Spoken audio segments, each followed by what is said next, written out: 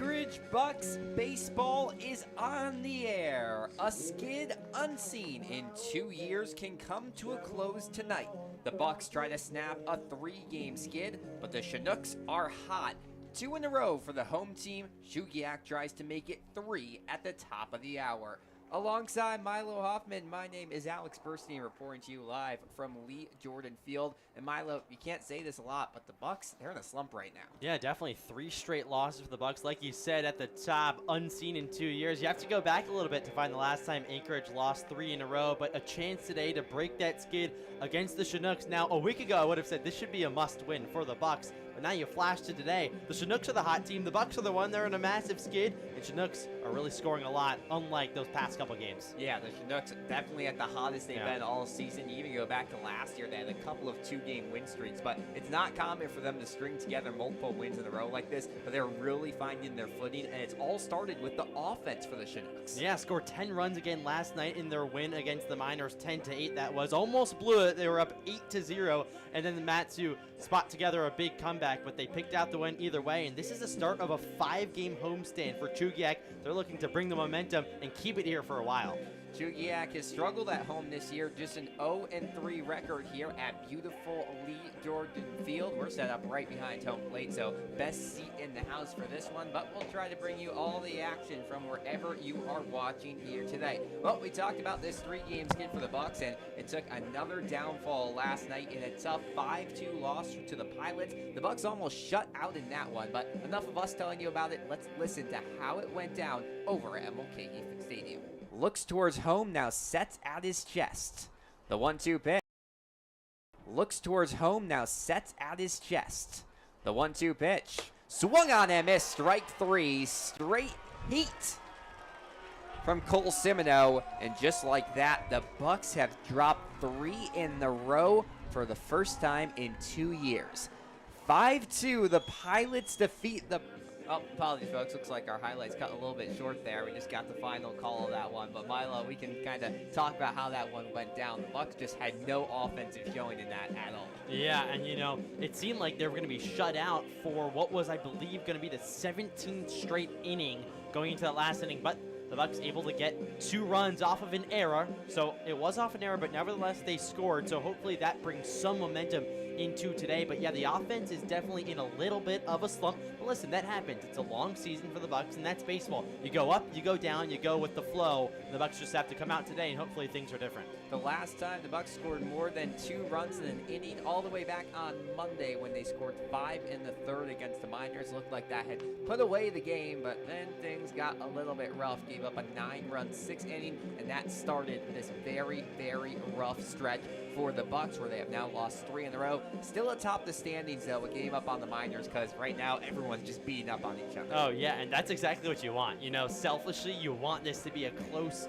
you know, standing and first place push when you get down to the end of the season. So yeah, the Bucs are in a little bit of a slide. The rest of the teams are starting to pick up where they, you know, they hope to play. And, you know, the level has seemed to advance with every team. At the beginning, it seemed like the Bucs were the team. They were the guys that you want to go out and beat. But now the other teams are starting to play well, headlined by really the Chugiak-Eagle River Chinooks. I mean, they started out winless. And now all of a sudden, you look up, they're not that far behind first place. Yep, 3-7 on the year, but just 3.5 games out of first place, and 1 spot ahead of them. The Glacier Pilots just a game and a half. So everything extra jumbled up right now. One person who really understands the standings and everything is Bucs head man Joe Silva. Milo caught up with him ahead of today's contest. Milo Hoffman here with head coach Joe Silva ahead of the Bucs and the Chinooks. Coach, you've lost 3 straight. What have you seen from the team that's different from the first couple games of the season? Yeah, I mean, I wasn't here on Tuesday, and I didn't see much of it. But, you know, on Monday, obviously, we had a lead and dropped a tough one. And then yesterday, you know, the bats just weren't there. So it's been some tough bounces, but, you know, it's the game of baseball at the end of the day. I was talking to Jamie Robertson, who's getting the ball today. He said he's willing to go a while or as much as the team needs. And what are you expecting out of him today? just competing, right? Like I know he will. You know, he's been a constant force, you know, starting, and I think he just brings a good energy. So, you know, we'll play it by ear, right? Don't want to slot him in for, hey, he's going to throw X amount of innings today. But we know that he's built out a decent amount. The Chinooks are hitting the ball well as of late. Have you seen the rest of the ABL sort of get loose and start hitting the ball well, you know, matching the Bucs? Yeah, I think teams find their forms at different times of the season in the summer, right? And that's just the game. So we got to be able to right the ship and, you know, find that, you know, toughness, digging deep. Now, the defense has been a little bit of a struggle these last couple of games. How does the team bounce back and start to limit those errors? Yeah, I mean, Monday was not good. Tuesday I wasn't here. And then yesterday I actually thought we did field it pretty well. So, you know, taking strides in the right direction. You know, SB does a great job with our fielders to kind of get things moving in the right direction. All right. Thank you so much, Coach. No problem. As always, thanks to Joe Silva for catching up with us ahead of tonight's first pitch. He's at home plate right now talking things over with Kenny Aikens and Ethan McCraney, your umpire crew for tonight's matchup, and obviously the opposing head coach as well, Tim Cole with the Chinooks, who has done a really good job of turning this team around. It's going to be a very interesting pitching matchup tonight. Two guys who have already seen the other team this year, starting off with Jamie Robertson, the right-hander going for the Bucs tonight. He comes in at 6'3", 215 out of the University of San Diego. Has looked really good this year, Milo. Yeah, one start and one bullpen appearance. He's pitching to a 3.38 ERA over 8 innings pitched with 4 strikeouts. And you said both pitchers have seen the opposing side already once this year. Well, that was Jamie Robinson's first appearance with the Bucs. He went a very solid 4 innings pitch with just 1 run and punched out 3 guys. Actually won our player of the game in that one because he picked up the win. So Jamie Robertson has looked really good since coming over from San Diego, where he plays his D1 ball now with the Bucs, and hoping to continue that momentum against the Chinooks, and hopes to continue that momentum that he built over a week ago against the same Chugiak squad. A 1-0 record with a 3.38 ERA for Robertson. He'll try to make that even better here tonight. The opposition pitcher tonight for the Chinooks is going to be Caleb Ghana, a right-handed pitcher out of St. Mary's University. Just wrapped up his junior year. The Hondo, Texas native has had some struggles so far this year. Sports just an 0-2 record and a 9.58 ERA in 10 innings pitched. And the most encouraging sign for the Bucs, well, they roughed him up in 2 outings ago. He took the loss against the Bucs back on June 13th. 5 innings pitched, gave up 10 hits and 6 runs, all of which were earned. The Bucs are going to try to bring that into tonight's matchup, Milo. Yeah, well, one thing that Ghana actually did well in that one was strike people out. He had 6 strikeouts against the Bucs dating back to that appearance. 12 strikeouts on the season. So you said the ERA just under 10, but listen, he's only pitched 10 innings so far this season. He's a guy who can go out and punch people out on the mound, something the Bucs have been doing way too much as of late. Yeah, the Bucs have really turned around from being a team that got a lot of free passes to now just swinging and missing at a ton of pitches. Yesterday, the anomaly was there was also a lot of pitches that were not swung at and called for strikes. A ton of backwards K as the Bucs fell to the Pilots 5-2. The offense needs something to wake up here for the Bucs, and one player who might be able to do it, James Provencio, hitting 400 on the season, second in the ABL. He's been a steadfast part of this offense all season, and Milo talked with him ahead of tonight's contest. Here is what he had to say. Milo Hoffman here with James Provencio ahead of tonight's game. James, the team has lost 3 in a row. What's different from the first couple of games to now? I'm not sure, really, but I think the energy's a little low. But other than that, I think we're just not coming up with those big hits in the situations that we need to. So I feel like if we do that, we should be pretty fine. How can this team sort of combat and come to play today against the Chinooks, who have been hitting way better? I don't know, just play how we played earlier in the year, just have fun and just do what we do. You're a great contact hitter. Does anything go into putting the ball in play for you? Is that just like a natural skill that you got? Just a natural thing. I mean, I just really hate striking out, so I'd rather take a 2 million hopper to the shortstop than strike out. What's your mindset going up to the plate? You're hitting for such a high average this season. Just poke the ball somewhere where they are and just hope it falls and get lucky. That's about it. How have you felt playing in the infield so far this year? Some time at second and at third base. Good. I didn't really get to play that much infield this past year in college or at school, so getting back to the infield feels really good. Thank you so much, James. Thanks to James, for taking some time to speak with us. Not the most talkative guy off the field, but he is sure talking all himself on the field with all these hits. I mean, James Cervencia, like you said, hitting 400 on the season. So just a guy who's going to go out there and put the ball in play. You heard when I talked to him before, he absolutely hates to strike out. He has walked more than he's struck out so far this season. So I expected him to be at the top of the lineup sometime soon, and now finally the day, James Cervencia will be slotted in as the leadoff man for the Bucs for the first time this season in a regular season contest. So excited to see what he can do at the top of the order, try to get things going for Anchorage. Well, you spoiled it, Milo. Let's get into our starting lineups first for the visiting Anchorage Bucs, trying to break out of a 3-game losing streak, 7-4 on the year, a 4-2 road record thus far in 2025. As you mentioned, James Cervencia gets the leadoff spot. He'll be over at third base tonight. Logan Ewell over in right field, and a designated hitter, Luke Taylor, hitting .262 on the year, has a big bat, already 3 homers. He'll be in the 3 spot.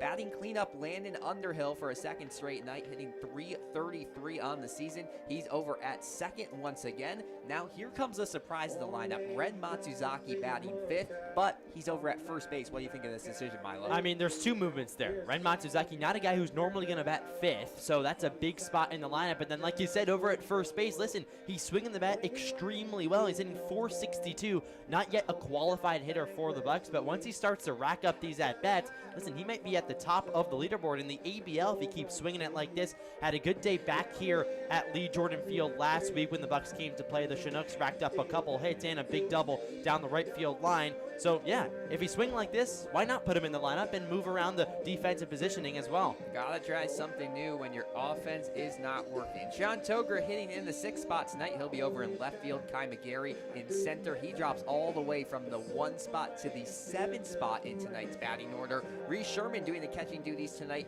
and Grant Haas in the 9th spot. He will be over at short. As we mentioned, the right-hander Jamie Robertson making his 3rd appearance of the year, a 1-0 record with a 3.38 ERA. Moving over to the home Chugiak Chinooks, Aiden Tauscher gets the leadoff duties tonight. He'll be playing in right field out of Adams State. A very impressive hitter so far, especially this past week. Isaiah Perito out of Messiah University gets to start in center field. Carson Clark, who's done dirty things against his Bucs team the last couple of games, he gets to start over at second base. In the cleanup spot, the catcher Casey Akers out of Lipscomb University has been a solid offensive performer this season for the Chinooks. Tate Green is the shortstop.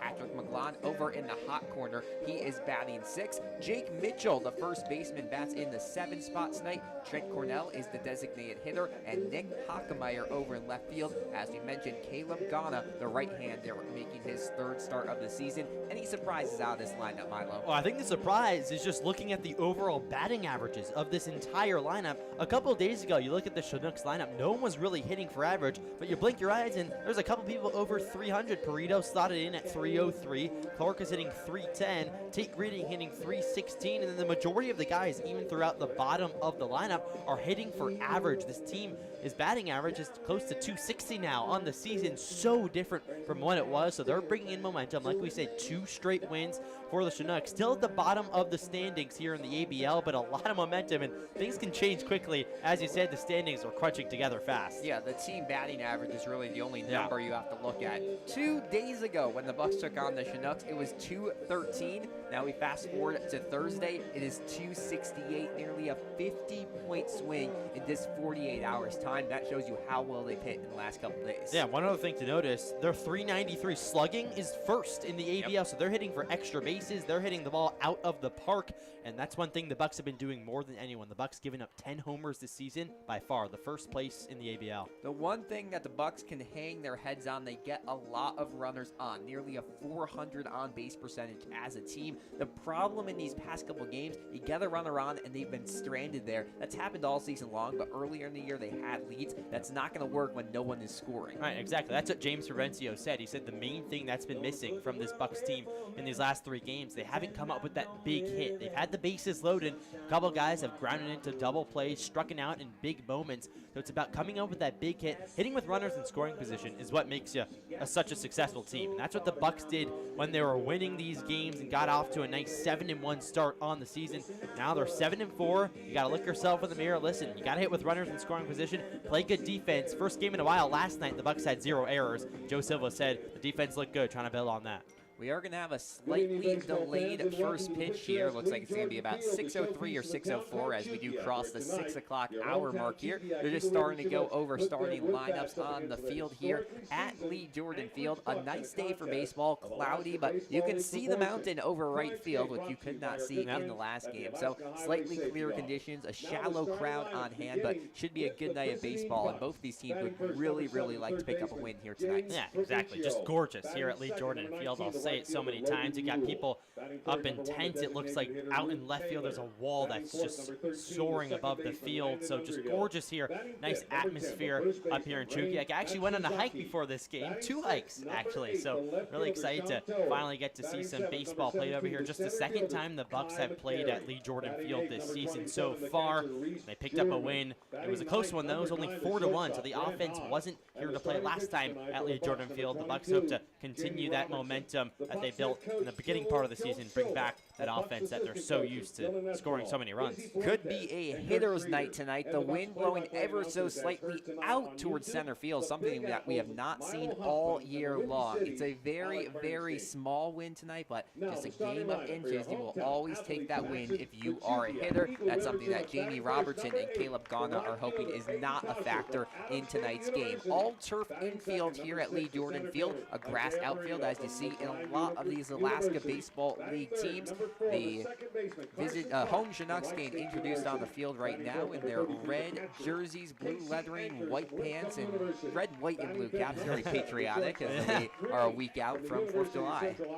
Very patriotic, and also we've been doing this for every team. Which MLB team does it remind you of? I think I'm going to have to go. This is a tough one, but maybe the Braves? What do you think about the Braves? I can see it. It's kind of similar. It's a slightly different red. Right. I can see where you're coming from here. There's not many teams that use this color red as their actual jersey color, so we might just not have a good comparison. You might have to dip into the minor leagues for this one. So you can do some research and see if you can find a jersey that you think is similar. The Bucs in their road camo black and white uniforms tonight with yellow lettering and their camo hats as well. A gray pants tonight for the Bucs. Well, we're just about ready for the national anthem. Let's turn to the public address announcer, and we will be right back here for first pitch. Welcome, ladies and gentlemen. We invite you to stand and please remove your hats for the presentation of the national anthem.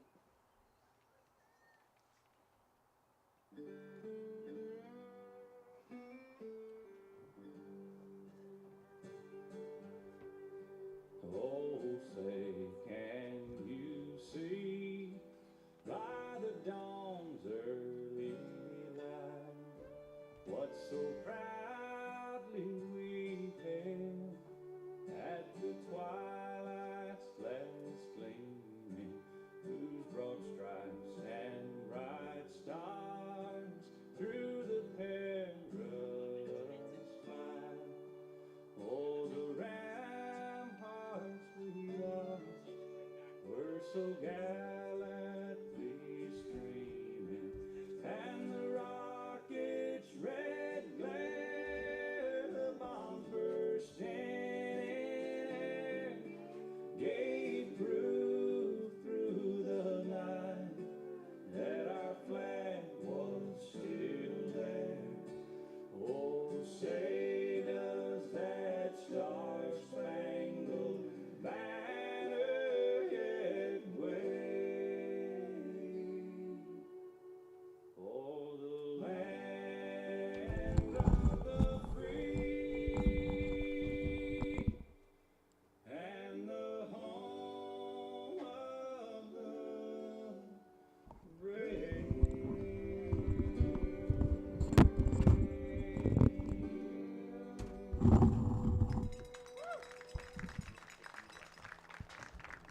Throwing out this evening's ceremonial first pitch. Well, just like that, it's time for some baseball here in Chugiak. The Bucs and the Chinooks in a big Alaska Baseball League clash in what should be a fun one. Two teams on very different trajectories right now. The Bucs trying to break out of a 3-game skid. The Chinooks trying to get to 3 wins in a row for the first time this season. A big night in the Alaska Baseball League. All 4 teams in action. The Miners and the Pilots playing over at Herman Brothers Field. And with the right combination of wins, there's a possibility for first place place to be different by the end of tonight. The Miners enter tonight just 1 game back, the Pilots a game and a half back, and the Chinooks 3.5 games back of the Bucs. Just about time for first pitch here at Lee Jordan Field. It'll be James Provencio leading things off for the Bucs in just a moment or so against the right-hander Caleb Ghana out of St. Mary's University. Ghana will take a couple warm-up pitches. The tall right-hander rocking a very nice red glove here tonight. Fits very well with his jersey. We mentioned the wind ever so slightly blowing out towards center field tonight. Your umpire crew for tonight's matchup will be Kenny Aikens calling the balls and strikes for this contest. He was at Mulcahy Stadium last night doing the calling the calls at first base. As for Ethan McCraney, he is at the bases tonight. Last night, he was the crew chief calling the balls and strikes behind home plate. So Milo, what can we expect out of Caleb Ghana here? He's had a little bit of struggles against the Bucs, but he still is a very impressive pitcher. Yeah, last time he faced the Bucs, he gave up a whopping 10 hits. So that number in the double digits, anytime you see the hit total in double digit, you don't like that. For the pitchers, went 5 innings, gave up 6 runs. That was all the way on June 13th, though. It's still a struggle. We said an ERA at 9.58 and has taken 2 losses so far as the starting pitcher for the Chugiak-Eagle River Chinooks. But yeah, just the righty who's going to go to his fastball a whole bunch. Really look to establish that early. The Bucs players have been struggling with the fastball. A couple of guys have been swinging through it, but Provencio, the leadoff guy, is not going to do that at the start of the game. He walks more than he strikes out. Your stereotypical contact guy is going to put the ball in play as much as he can. Well, that's the thing you have. You have a team that's struggling to get hits against a pitcher who's given up a lot of them. Which side will give up first? We will see in just a couple of seconds. It'll be a 6:07 p.m. first pitch here in Chugiak as James Provencio holds his left foot in front of his right and now gets ready for the first pitch from Caleb Ghana. And here we go. First pitch in there, and it breaks low for a strike. 1-0 the count on James Provencio. That was actually a ball just low the strike zone. It looked really good from up here, but 1-0. Provencio, as you mentioned, gets on a lot. Next pitch, line left side, and it's down for a base hit. James Provencio aboard. Just took an outside fastball and hit it to the lip of the infield here at Lee Jordan Field. James Provencio aboard, and that's exactly what you want to see when you move a guy up to the top of the order. And Provencio will start off on the base pass. Logan Ewell comes to the plate, the left-hander.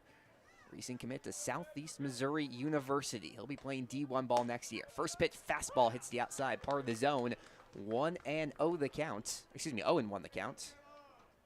Luke Taylor awaits on deck. Landon Underhill in the hole for the Bucs. This is a very dangerous top to lineup. Next pitch, breaks and just hits the inside part of the zone. So that breaking ball working early on for Caleb Ghana.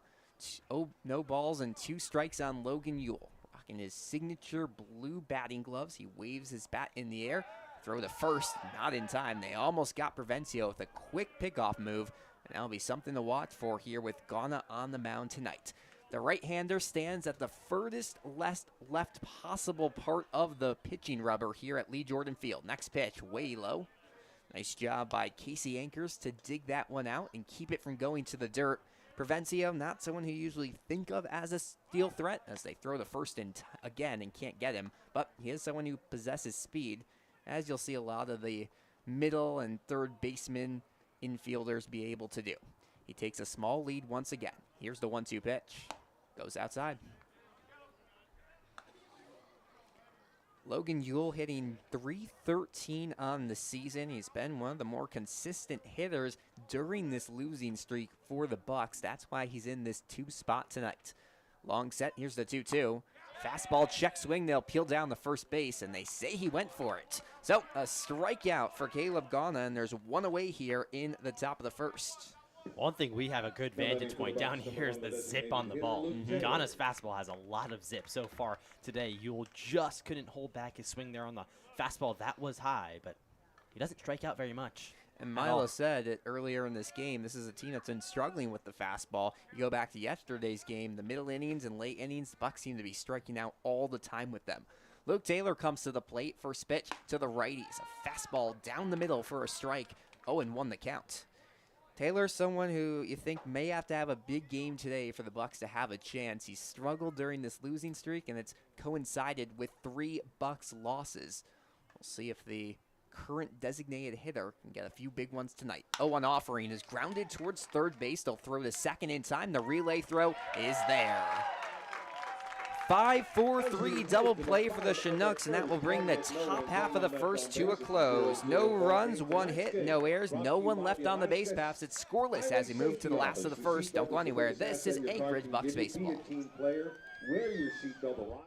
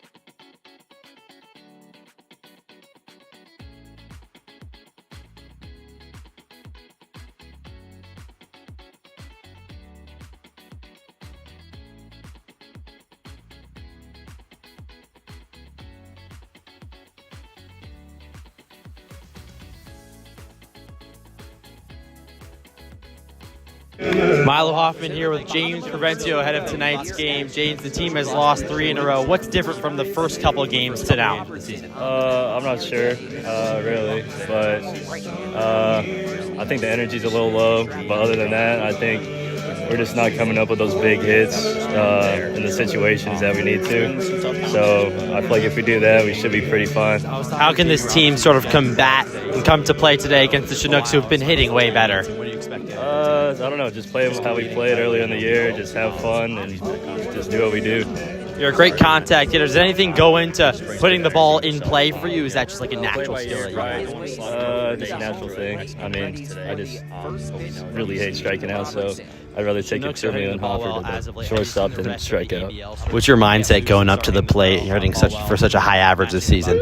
Yeah, I just Poke the ball somewhere where they are and just hope it falls and get lucky. That's about it. How have you felt playing in the infield so far this year? Some time at second and at third base. Good. I didn't really get to play that much infield this past year in college or at school, so getting back to the infield feels really good. Thank you so much, James. I wasn't here, and then yesterday I actually thought we did field it pretty well. So, taking strides in the right direction. SB does a great job with our fielders to kind of get things moving in the right direction. Thank you so much, Coach. Just fell short to St. Mary's. 1-1 goes in the dirt.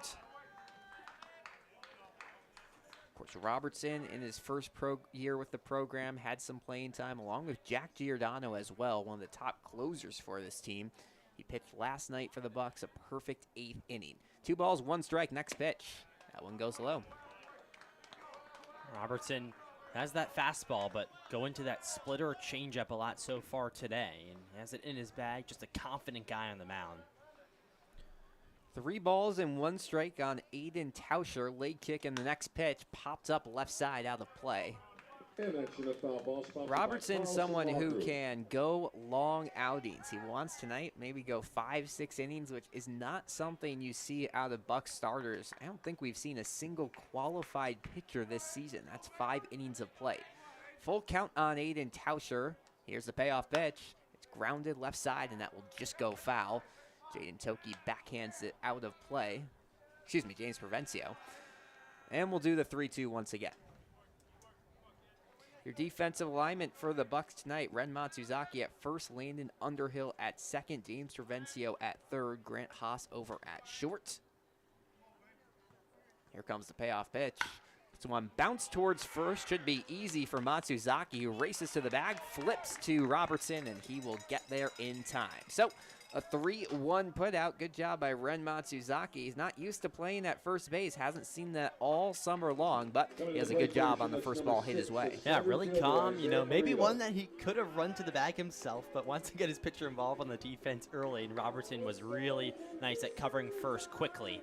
So, good start on defense for the Bucs. Isaiah Perito comes to the plate. The center fielder holds his bat at his helmet. First pitch from Robertson. It's a fastball that hits the bottom outside part of the zone. 0-1 the count. So back-to-back lefties to start off the night for the Chinooks, knowing that there's a right-hander on the mound for the Bucs. Anchorage has basically worked to a 5-man rotation here early on in the season. 0-1 pitch. Breaking ball nubbled towards short. Haas fields it on the ground, scoops and throws to first. Not in time. Isaiah Perito speeds down the first base line and gets it there. It was just off the inside of the bat, rolled perfectly to Grant Haas. This is a turf field, so no weird bounces or anything. A good play by Grant Haas, but you can't beat speed, and there's one on with one away. Haas maybe just took a little extra crow hop there. He got it out. The throw had nice speed, but the build up to it just a little bit slow. Another lefty to the plate in Carson Clark. First pitch.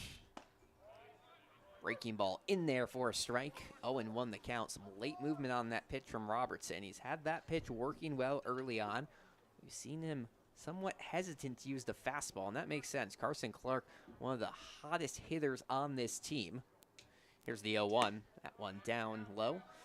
And we'll even out the count at 1 apiece. Clark started off the year kind of slow, like we were saying with all these Chinooks teams, but over the last 2 games, 5 of his last 8. It's pretty good mark for the infielder out of Wright State. 1-1 offering, swung on and missed, strike 2. Completely fooled Clark there on the ball that ended up near the dirt. But a good play by Reese Sherman to keep it from going to the backstop. And it's a 1-2 pitcher's count on Carson Clark. Lead off first by Perito. Robertson shakes off a sign, now gets a pitch he wants, he'll throw to first, not in time. Well, Isaiah Perito is someone you want to keep an eye out for. 6 stolen bases on the year. That's good for 3rd in the league. Kai McGarry leads the Alaska Baseball League right now with 9 on the season for the Bucs. Here comes the 1-2 pitch. Swung on and missed. Strike 3 on an inside breaking ball. Nice pitch from Jamie Robertson, and there's 2 away here in the last of the first. Now it came belting in on Carson Clark. Just really nice movement on that one. Tied him up the most he possibly could. So big strikeout for Robertson. Now 1 out away from working this clean first inning, and really in Robertson's mind, he should have 3 outs already. Robertson doing a really good job of working the inside and outside parts of the plate. Hasn't tested the middle of the zone much today. First pitch to Casey Akers. Breaks outside and hits the right part of the zone for a strike. 0-1 the count. Casey Akers, the first righty batter of the day for the Chinooks.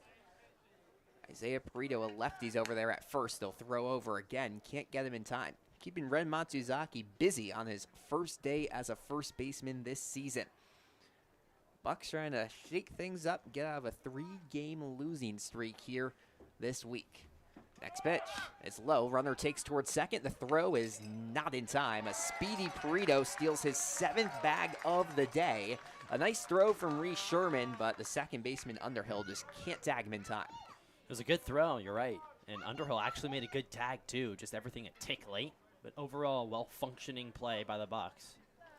1 ball and 1 strike on Casey Akers out of Lipscomb, hitting .214 on this young season. Now a runner in scoring position, dangerous. Next pitch, breaks outside. Well, you expect the righty to have more trouble against left-handed hitters. However, so far Robertson's looked pretty good against them. Now we'll see what he can do against someone using the same dominant hand. Large lead off a second for Perito. Would be surprised if he takes for 3rd, but you never know. He's dancing out there. Here's a 2-1 pitch. Off the inside part of the bat, dribbles foul to the right side. That one just nubbed down slowly first base side. And Matsuzaki was off his position quickly and ran over, so he's ready over there, feeling confident. I feel like it's good that he got that first play out of the way. You know, you get your feet wet early. He's had a few balls thrown his way on pickoff attempts as well. 2 balls, 2 strikes, 2 away. Robertson checks towards second. The pitch swung on and missed. Strike 3. A pair of strikeouts from Jamie Robertson gets him out of a jam in the first. No runs, 1 hit, no errors, and 1 runner left on base. We move to the second, still scoreless here at Lee Jordan Field. Don't go anywhere. This is Anchorage Bucs baseball. Don't drive impaired, arrive on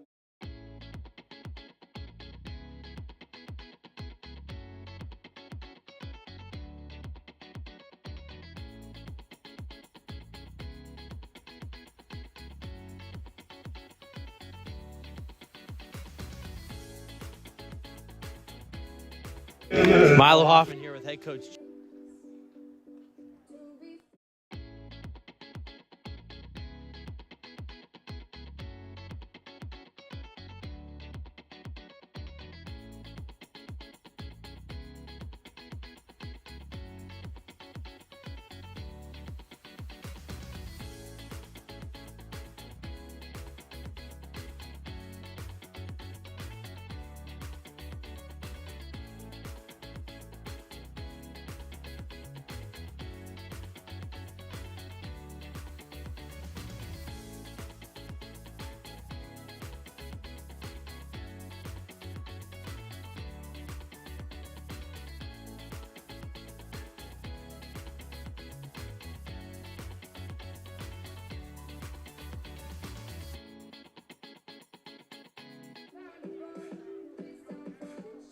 To the top of the second here at Lee Jordan Field, a scoreless affair between the Anchorage Bucs and the Chugiak Chinooks here on a chilly and cloudy Thursday night in Alaska. All the players still mostly rocking short sleeves for this matchup. Landon Underhill into the batter's box. First pitch breaks outside. 1 ball and no strikes on the lefty out of Dallas Baptist University.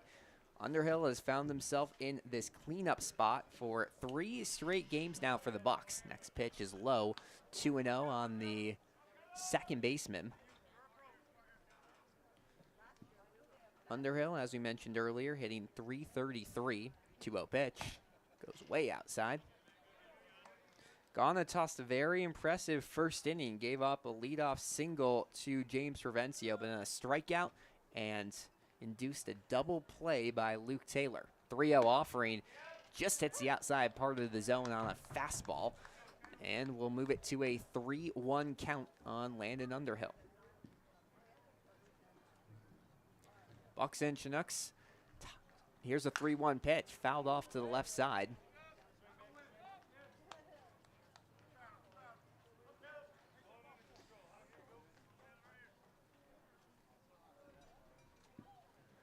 So we'll go to a full count on Landon Underhill.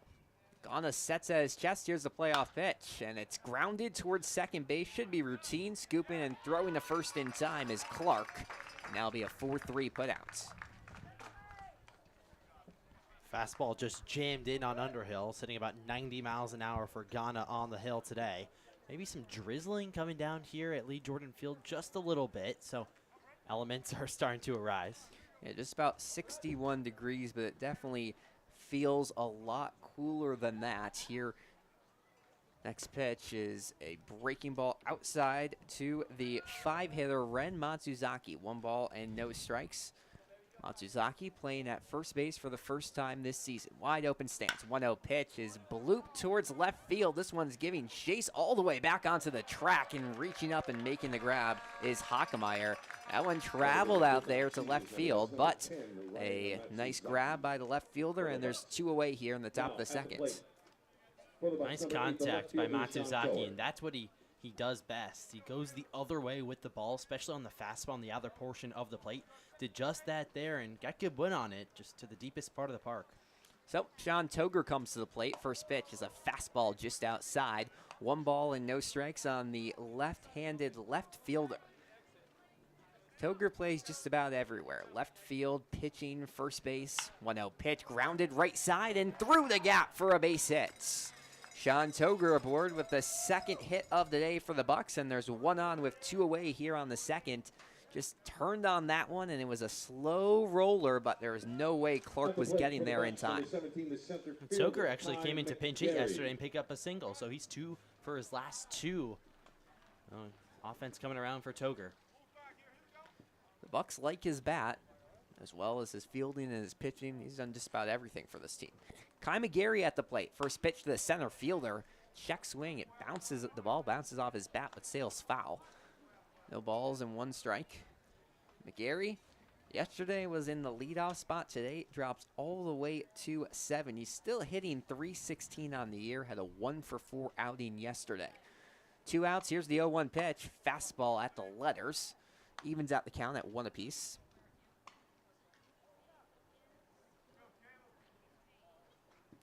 Sean Toger over at first base. Ghana trying to work a second inning of scoreless ball. Here's the 1-1. Dribbled towards shortstop. They'll scoop to second and get the fielder's choice out. So Sean Toger out advancing, and that's 3 away here in the top half of the second. No runs, 1 hit, no errors, and 1 runner left on base. We're still scoreless as we move to the last of the second. Don't go anywhere. This is Anchorage Bucs baseball. Slow down. We want you to arrive.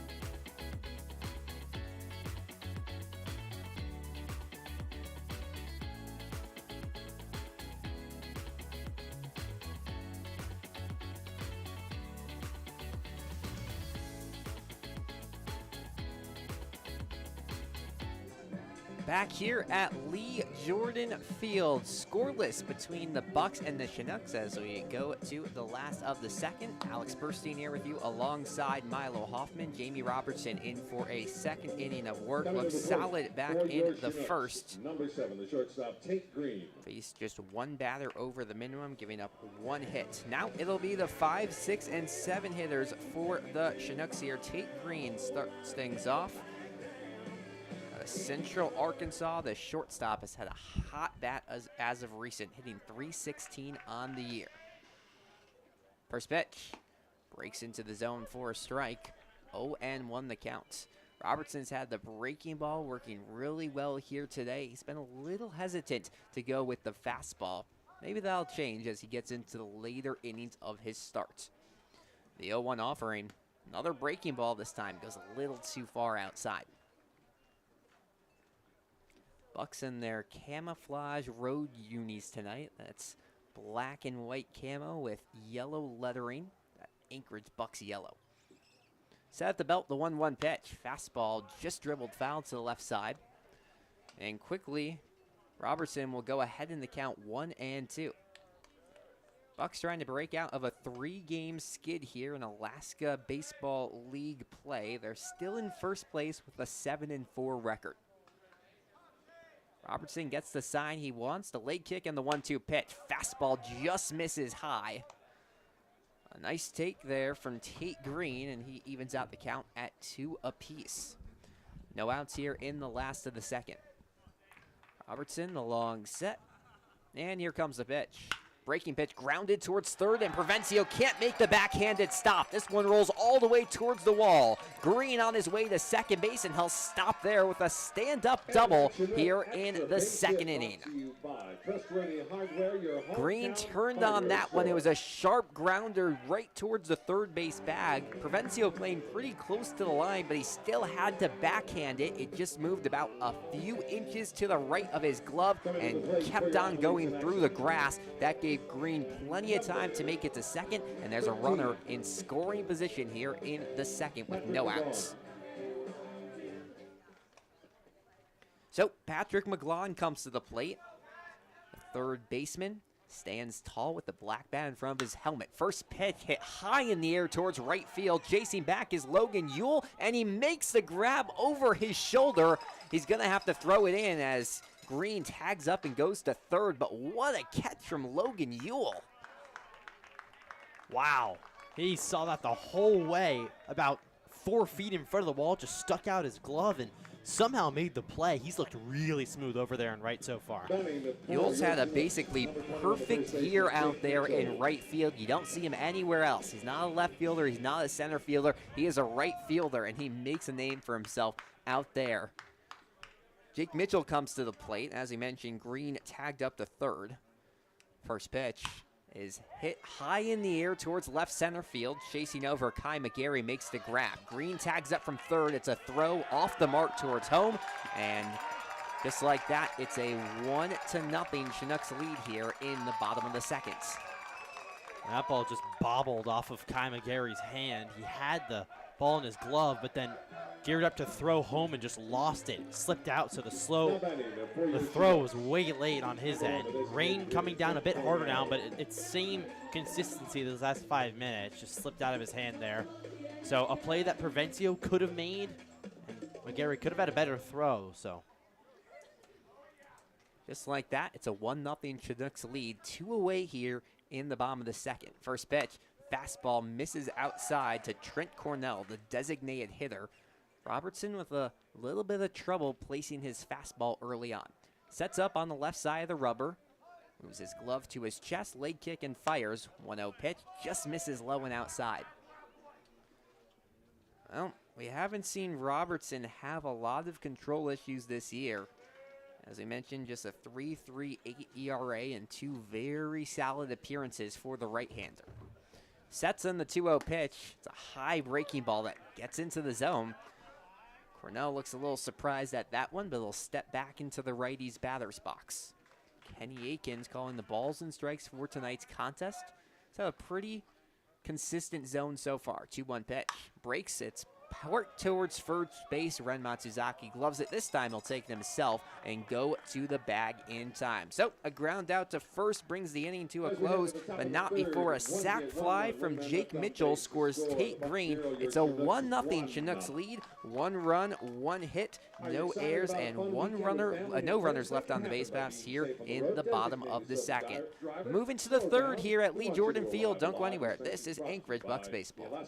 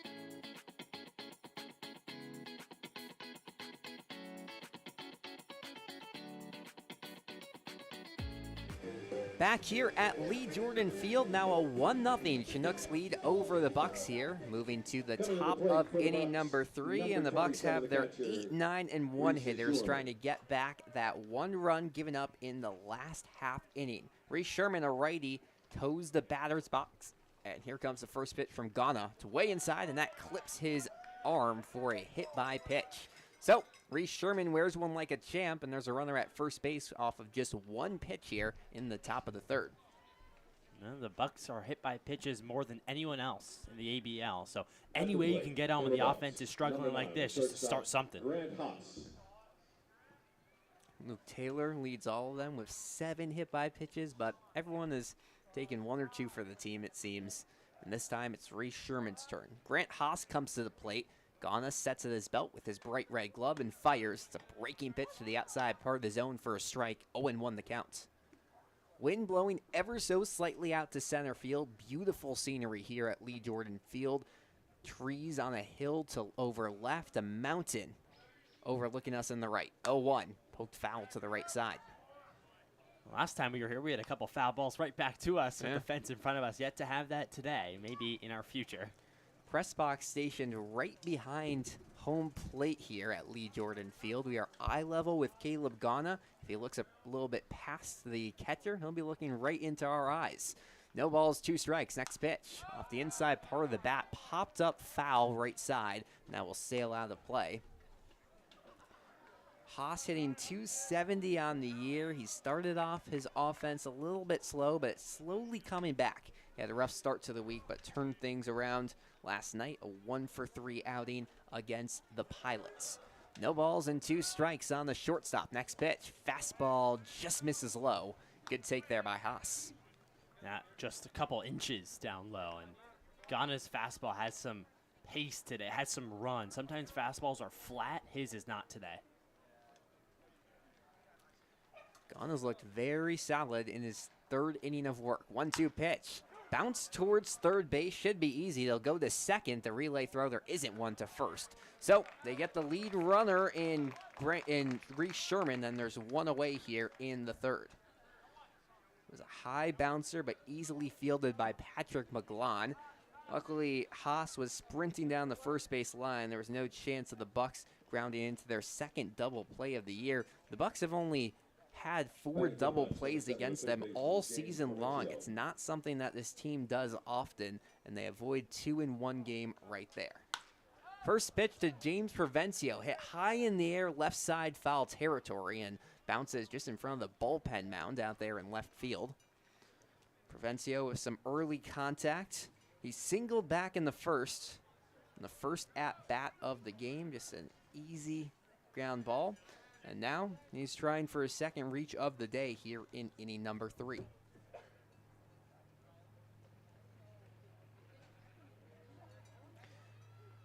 Bucs have had a hit every inning. Next pitch hits the bottom part of the zone, and it's quickly an 0-2 count in Provencio.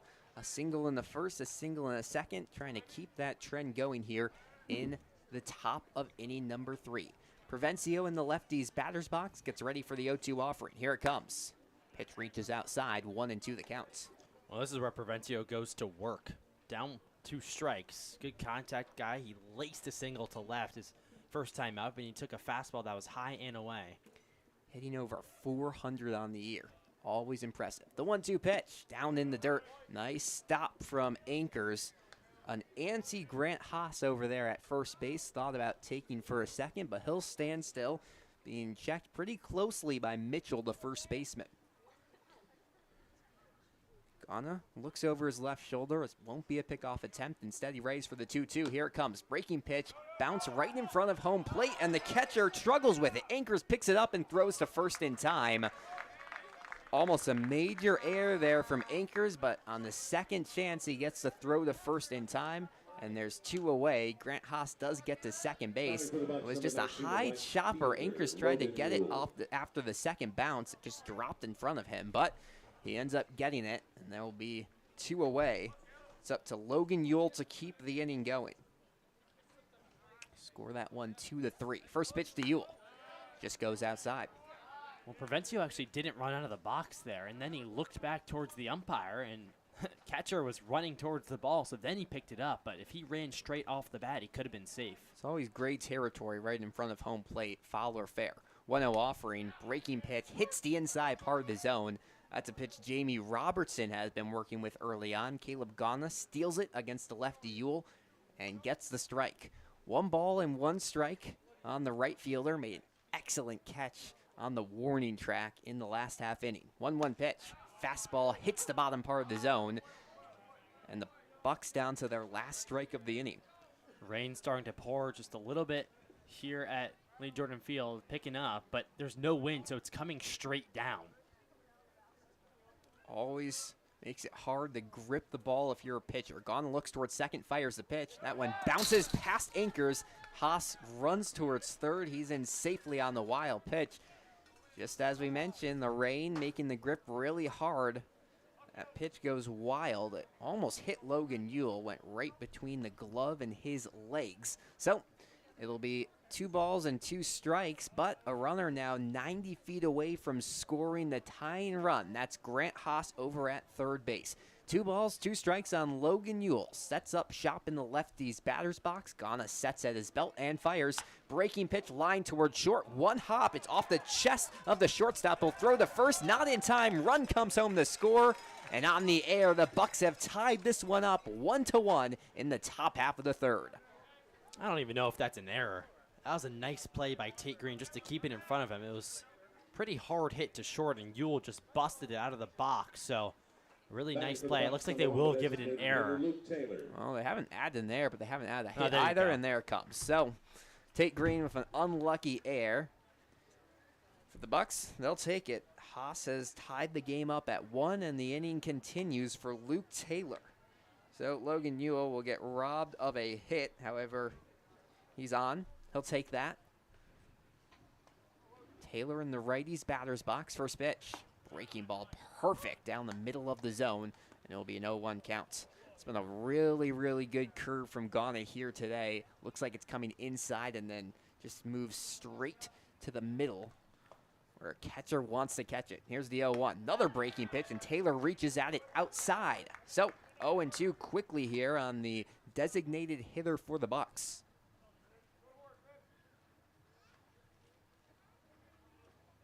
Taylor grounded into a double play to end the first. That's not possible here. Still 2 away. He has to reach to keep this inning going. 0-2. Fastball called, strike 3 at the bottom part of the zone. Caleb Ghana with his second strikeout of the day, but the Bucs tie things up in the top of the third. An error on a hit by Logan Ewell scores Grant Haas, and it's 1-1 as we move to the last of the third. Don't go anywhere. This is Anchorage Bucs Baseball.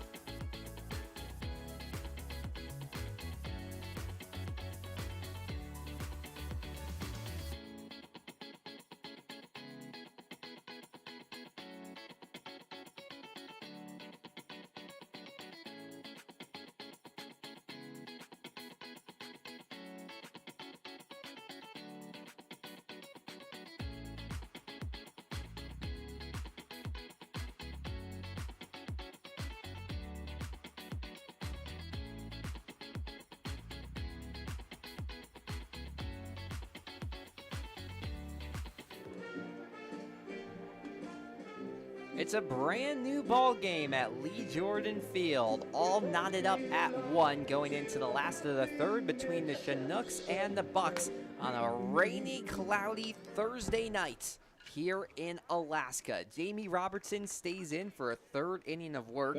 Gave up 1 run in the second, but he's looked pretty solid so far today.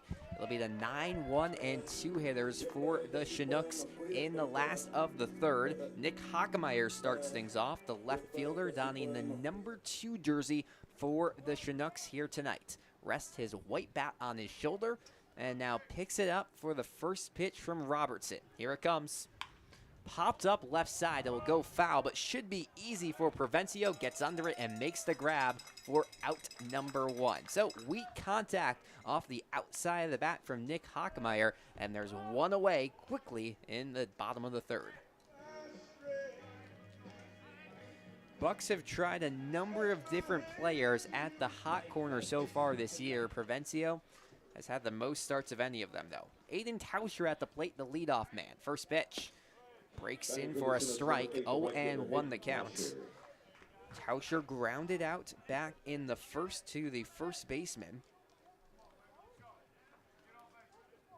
Holds his bat high, and now the 0-1 offering. Big swing and a miss on a breaking ball. Jamie Robertson getting more comfortable on these pitches, and it's shown the last couple of batters he's faced. Since giving up the double to start off the 2nd, he's now retired 4 straight batters. Just 1 strikeout for the right-hander out of the University of San Diego, but he's found ways to get guys out. 0-2 pitch, fastball poked hard foul to the left side. And that Chinook foul ball sponsored by Three Bears Alaska. Tauscher started off the year 0 for 7. Since then, he's on a 3-game hitting streak, trying to make it 4. The 0-2 pitch is hit right up the middle and through. A ground ball hit for Aiden Tauscher, and there's one on with 1 out here in the bottom of the 3rd. Now, Robertson was inches away from picking up the backhand. He just flung out his glove, but was just off. Sent out a prayer, and it wasn't answered. Robertson doesn't like the ball he's given. He'll throw it back and get a new one from home plate umpire Kenny Akins. You might see that happen more and more with the rain coming down. This is the day you might see a rainbow. Sun kind of coming in from above right field, but there is some showers coming down as well. First pitch way inside and low to Isaiah Perito. The wind hasn't picked up much. It's just ever so slightly gusting out to center field. Not many balls have been hit that way, so the player's not taking advantage of it yet. Small lead off of first by Tauscher, the 1-0 pitch. Fastball on the inside part of the zone. 1-1 the count. Carson Clark awaits on deck. Casey anchors in the hole. Isaiah Perito, he wants to reach for a 2nd time today. Singled in the 1st. Pickoff attempt to first, not in time. The Bucs 0 for 3 on the week. This is game 4 of 5 straight days of games before another weekend off, the last weekend off for the Bucs this year. 1-1. Hit on a chopper towards short. Haas throws to second. Relay throw is not in time, but a 6-4 fielder's choice means there's 2 away here in the bottom of the 3rd, and just 1 on for Carson Clark. A nice play by Grant Haas on the delivery. Underhill did his best with the turn, but just a tick late. Everything was right about it, though. So defense so far has looked pretty smooth for the Bucs, other than a couple instances. 1 error for the Chinooks, none for the Bucs. Lefty Carson Clark at the plate. First pitch breaks inside. 1-0 the count. The Bucs have struggled with errors this season, 21 on the year. You compare that to the Chinooks, who have played just 1 less game. They only have 14, but it seems to be going in a positive direction. 1-0 pitch. Fastball hits the inner 3rd. And it's a 1-1 count. Yesterday, just the 2nd game of the year that the Bucs did not have an error. That includes exhibition play, 15 games in total. Pickoff attempt to first, not in time. They're really trying to keep Perito close there at first base, and it makes sense. The Messiah University product, 7 stolen bags on the year, and he stole back in the 1st. That was his 5th of the season against the Bucs. He loves to run, but he especially loves to do it against this Anchorage team. 1 ball and 1 strike on Clark. Holds the bat over his left shoulder, slightly wiggling it in the air. Robertson will throw the 1st again. So back-to-back pickoff attempts. This is where you would hear boos, but it's a pretty quiet crowd here at Lee Jordan Field. Capacity of just 600. There are fans sometimes who will go on the hills to improve that. 1-1 pitch slapped towards center field. Kai McGarry doesn't have to move much, comes to his left and makes the grab for out number 3. So a high pop out gets Jamie Robertson out of another one-man on situation. No runs, 1 hit, no errors, and 1 runner left on the base pass here in the last of the 3rd. It's a 1-1 ball game, all tied up as we move to the 4th. Don't go anywhere. This is Anchorage Bucs baseball. The Alaska Highway Safety Office.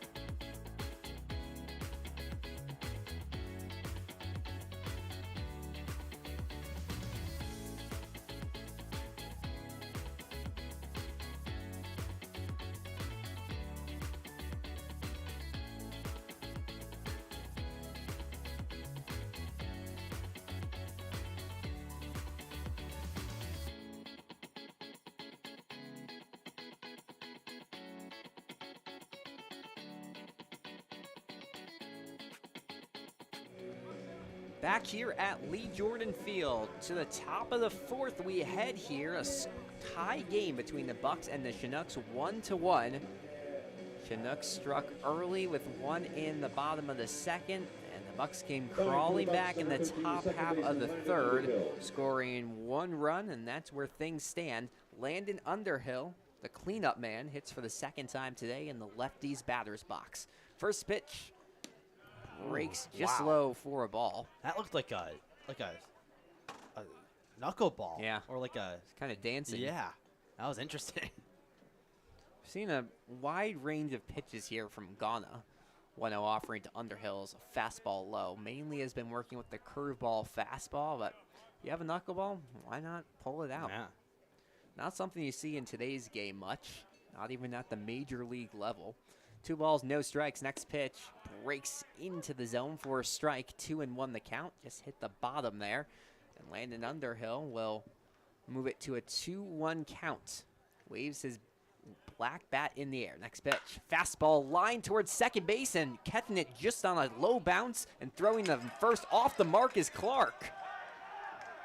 That one might have gone into the dugout, and they're going to award Underhill a second base. So what started as almost a miraculous play for Connor Clark, it was hit right towards him, took a low bounce, he stopped and made it on his grab. He kind of stumbled getting up and then threw it, even though he probably shouldn't have. Underhill was already near first base. It ends up being an error on the second baseman and a runner in scoring position for the Bucs. I think that's a hit and then an error, right? The scoreboard hasn't marked it as that, but I think it should. It should be. It should be a hit and then advance to second on an error by the second baseman. First pitch hits the outside part of the zone. The Ren Matsuzaki, the first baseman.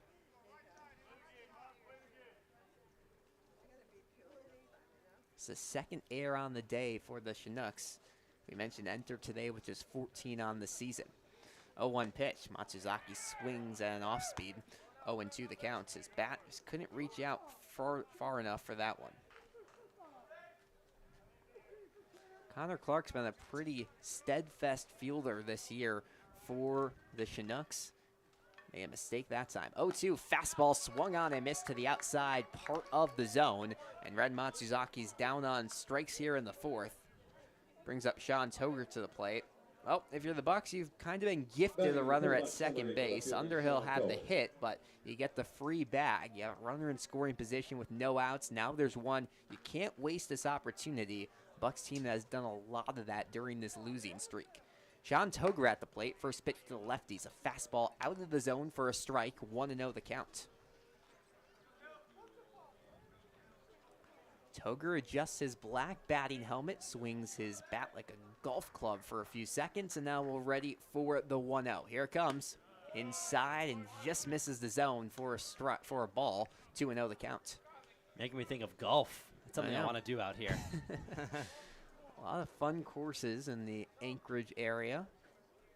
Small lead off a second base by Landon Underhill. 2-0 offering. Breaking pitch goes into the other batting box, and it's all of a sudden 3-0 on Sean Toger. You imagine they'll be taking on this one. Joe Silva, the third base coach tonight for the Bucs. Dylan Espinal over at first base, the usual coaching assignments. 3-0 pitch. Fastball just hits the outside part of the zone. It's a late call from Kenny Akins. Sean Toger already started to walk towards first base, but he'll turn around and take the step back into the lefty's batter's box. Ready for the 3-1 pitch from Ghana. Here it comes. Breaking ball outside, and now he'll get his free pass. 5-pitch walk offered to Sean Toger, and there's 2 on with 1 away for the Bucs. Trying for their first lead of the day. Fell behind 1-0, tied it up last inning, and now trying to score in back-to-back innings for the first time in a long time. They have not done it this week. I believe you have to go all the way back to last game against the Chinooks, or 2 games ago against the Chinooks on June 18th. First pitch to Kai McGarry. Fastball just misses inside. Good take from Kai McGarry, and the center fielder goes ahead in the count 1-0. And Toger down first with the walk. Actually, the first walk of the day for the Bucs. Haven't been super patient, and Ghana's just done a good job finding the zone. 1-0 pitch off the inside part of the bat goes straight to third. Easy play for Mitchell, who runs to the bag, but it does advance both runners. Sean Toger to second base, Landon Underhill to third. Ghana's done a really good job today of inducing soft contact. That one, just another nubbler down the first base line, and it's really easy for infielders to play that one. Now it'll be up to Reese Sherman to get a ball in play for a hit or a walk to keep this inning going. A big opportunity for the Bucs with 2 on, but those 2 outs looming large. The righty in the batter's box holds the bat high. First pitch goes low. Well, this is a moment where James Provencio before the game was saying the Bucs have been lacking a hit in a big spot. While runners on second and third now for Anchorage, a big moment for Reese Sherman. See if he can come through. Bucs have stranded 21 runners on base paths during this losing streak. Here's the 1-0 pitch. Fastball inside for a ball. 2-0 the count on Sherman. Well, I just saw Sherman look down to Silva, who was giving him some sort of sign. Don't exactly know what it means. Probably wouldn't be laying out a bunt with 2 away, but you never know. 2-0 pitch. Fastball hits the bottom part of the zone. A good take from Reese Sherman. It looked to be a hair below his knees, but home plate umpire Kenny Akins will say otherwise, and it's a 2-1 count. Leads off a second and third base. It's a 1-1 ball game in the top half of the 4th inning here at Lee Jordan Field. Next pitch, breaking ball, hits the bottom outside part of the zone. An excellent pitch from Ghana, and just like that, it's a 2-2 count from Reese Sherman. Back-to-back strikes from the right-hander out of St. Mary's University. He looks in for the sign from Casey Anchors, sets his red glove at his belt, and here's the 2-2. Fastball low. We've gone full. Nice take by Sherman there after a nice breaking ball from Ghana that just painted the outside corner. So probably the biggest pitch in the game so far right now. 3 balls, 2 strikes. A long wait here from Ghana. 2 on, 2 away. Here's the payoff pitch. Poked down the first base line and slices foul. That was a hard hit ball from Reese Sherman, but we'll do the full count again. Yeah, just ripped down the first base line. Tack late on that one, but nice idea. Grant Haas awaits on deck. He's hoping he has a chance to hit. Reese Sherman with a walk. Could load the bases with a hit. Could give the Bucs the lead here in the top of the 4th. Here's another payoff pitch. It's bounced towards third and past the diving green. 1 runs in to score. Turning third and trotting home is Sean Toger. And just like that, it's a 3-1 Bucs lead. 2 RBI single from Reese Sherman. That's the hit the Bucs have been waiting for the last couple of games. And Sherman's the guy who comes through. Just topped it over on the left side of the infield, but just past Tate Green. exactly in between the third baseman McGlon and Green. So seeing eye, but it gets the job done. Originally looked like it was going to be a ball for Patrick McGlon over there at third. It was Green who made the diving effort, great effort, but could not get the hit. Grant Haas at the plate takes a swing and a miss at a high fastball, 0-1 the count. Haas, the shortstop, now probably a little more relaxed. There are still 2 outs, but your team has the lead, something the Bucs have not been able to say a lot this week. 0-1 pitch, breaks inside. James Provencio waits on deck. Logan Ewell in the hole. Bucs lead 3-1 in the top of the 4th. Sun starting to come out over right field, illuminating the overlooking mountains. 1-1 pitch. That's low.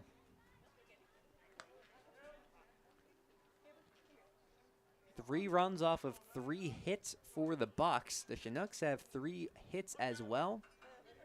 They just have 1 run, though. Small lead off of first base for Reese Sherman after that big hit. Here's the 2-1. Fastball inside and high. Ghana just a sliver of less control here in the 4th, and the Bucs have taken advantage of it. Pair of walks and a single. Had 3 runners reach. Here's the 3-1 offering. Breaking pitch right into the zone, and we'll go full once again. So it was a full count to Reese Sherman. He fouled one off and then laced a 2 RBI single. Now it's Grant Haas's turn. The shortstop trying to do some damage as well. He holds his bat in front of his helmet. Here's the payoff pitch. Breaking ball low. Sherman was off and running, but he'll be able to slow down his pace, and that's a full count walk to Grant Haas. There's 2 away, but 2 on here in the top of the 4th. Another nice at-bat for the Bucs. Now stringing together multiple in a row, multiple full counts for Anchorage. And Provencio, a guy who can knock one in here as well with 2 outs. All of this with 2 outs for Anchorage. Number 7, James Provencio. Something the Bucs have struggled with going into tonight is that 2-out hitting. Last night, abysmal, just 1 or 2 hits with 2 away on the whole game. First pitch to Provencio, golfed foul to the left side. Obviously, they're trying to change that here tonight. Hitting 2 for 5 already with 2 outs. That's a 400 percentage. I'll gladly take that number throughout the rest of the game. Leads off of first and second base. The 0-1 pitch swung on and missed. Off speed from Ghana. It's a rare swing and miss there for Provencio. He's been the master of getting on this season for the Bucs. Single back in the first and a weird ground out right in front of home plate in the 3rd. No balls, 2 strikes. Next pitch. Provencio laces one on 1 hop to the second baseman Clark. He throws to first in time, and that will bring the 4th to a close. But the Bucs do some damage. 2 runs off of 1 hit, 1 error, and 2 runners left on the base paths. It's a 3-1 Bucs lead going to the bottom of the 4th. Don't go anywhere. This is Anchorage Bucs baseball.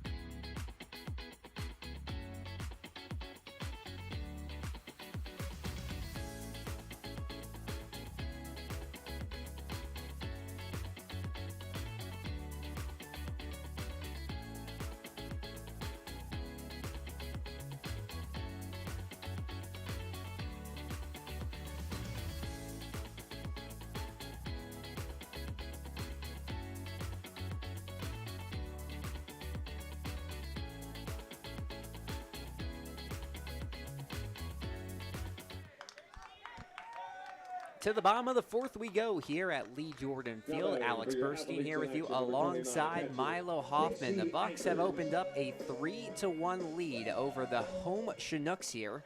Anchorage trying to get back in the win column after an 0-3 start to the work week.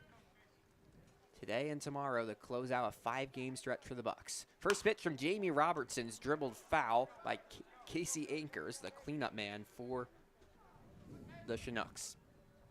Anchors flew out to left field.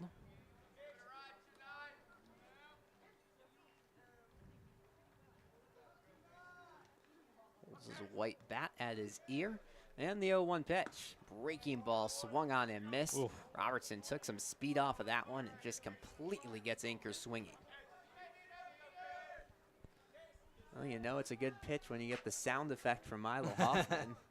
That's the nod of approval. The 0-2 offering, fastball low. 1 ball and 2 strikes on Anchors out of Lipscomb. Hasn't been a guy to draw a lot of walks this year. Just 3 walks against 7 strikeouts. Not a super patient guy at the plate. Here's the 1-2. Poked down the right field line and travels foul all the way over to the Bucs bullpen. No bullpen work for either team. That means Ghana's probably going to stay in for a 5th inning of work, and they're pretty confident in Jamie Robertson as well. He's always joking around with the coaches, but he wanted to go 6 innings today. It's possibly the case. Only in his 4th, he's looked very good. 1-2. Off speed, swung on and missed. Strike 3. Strikeout number 2 today for Jamie Robertson, and there's 1 away. Allen just dropped down, and there was no chance of Anchors hitting it. Brings up Tate Green to the plate. Really nice off speed there. He got the nod of approval from me, and he went right back to it. Maybe he could hear me, honestly. Tate Green out of Central Arkansas. First pitch to the righty. Off the inside part of the bat, it's hit hard to right field, and it will drop into the glove of Logan Ewell. Got some good speed off the inside part of the bat, but just kept on soaring, and Ewell positioned perfectly, makes the grab out and right. So Logan Ewell continues his very strong day, and there's 2 away quickly here in the 4th. That will help Robertson's case of going long here. Patrick McGlon at the plate. Holds his bat straight up, first pitch. Fastball just at the waist for a strike, 0-1 the count. Robertson's fastballs looked much better in the 3rd and 4th inning. Was just figuring it out in the 1st and 2nd. Here's the 0-1. It's golfed towards left center field, giving chase is Kai McGarry, and he's off the wall. McGlon slowly in the second base. Doesn't have a ton of speed, but still a stand-up double for the 3rd baseman. There's a runner in scoring position with 2 outs here in the 4th. Just reached down and got it, and went a long way. For a second, looked like he might have escaped the left field wall out there. It's 400 to center here at Lee Jordan Field, 325 to the poles. So just as hard to hit one to center here as it is at Mulcahy. We did see one, though, this week hit over that center field fence. So Jake Mitchell has a runner at second base with 2 outs here. The righty stands with his knees crouched in the righty's batter's box, black and tan bat in his gloves. Here's the first pitch. Hit right back our way to the fence. There you go. That one will wake you up. Indeed. Probably would have hit just about everything in this booth had there not been a fence. Should be lucky for this fence, everyone, or else no stream. No balls and 1 strike after the hard hit foul ball by Mitchell. Next pitch. Breaking ball just misses outside. Sherman trying to get a reach there. The catcher shifted his body towards the other batter's box. And they thought, you know what, maybe we can get Mitchell to chase one. Didn't happen, though. Evens out the count at 1 apiece. Small lead off of second base by McGlon. You saw on that hit, doesn't have a ton of speed. Next pitch. Fastball misses high and away. And it's a big batter for Jamie Robertson here. He just gave up a double. Now behind in the count 2-1. Can you bounce back here and make it 4 strong instead of giving up a hit here and making it a 3-2 game? The 2-1 pitch. Swung on and missed off speed, and Mitchell way in front of that one. Had no idea what to do with it. And there's 2 balls and 2 strikes on the right-handed first baseman. Lead off a second base by Patrick McGlon. Jamie Robertson trying to get out of this inning with no damage done. He sets just above his waist, looks towards second and fires. It's hit towards left field, down for a base hit. Turning third is McGlon. The throw home is inside. Reese Sherman hits the left arm of McGlon. An excellent tag. He was stationed 2 feet in front of home base on the third base line, and a great play by the catcher on an even better throw from the left fielder, Sean Toger. So a run saved for the Bucs here in the bottom of the fourth. It's a 3-1 ball game as we move to the fifth. Don't go anywhere. This is Anchorage Bucs baseball. Driver has full control over. Choose not to speed. Stop speeding before it stops.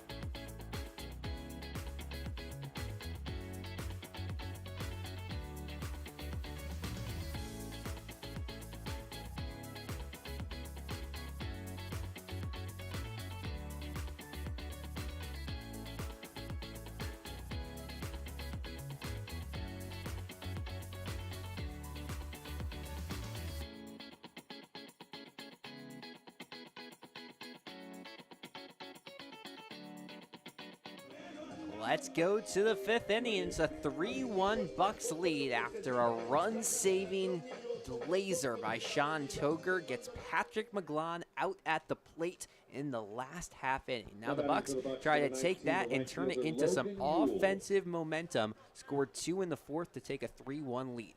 Logan Ewell starts off the order for the Bucs. First pitch inside and low. No, 1 ball and no strikes on the right fielder. He's had a busy day out there in right.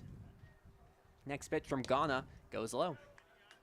The wind not helping anyone here tonight. It's been basically dead out there in center field. The American flag standing tall at batter's eye. 2-0 pitch. Bounce towards first base and goes foul. Dylan Espinal, the first base coach, made a nice try at it, but he'll let it bounce all the way for the bullpen guys to deal with. Still no bullpen work for either one of these teams. 2-1 pitch. Ewell reaches one and sends it foul again. So that one was probably going to go for a ball. Ewell thought he could golf it out from the bottom part of the zone.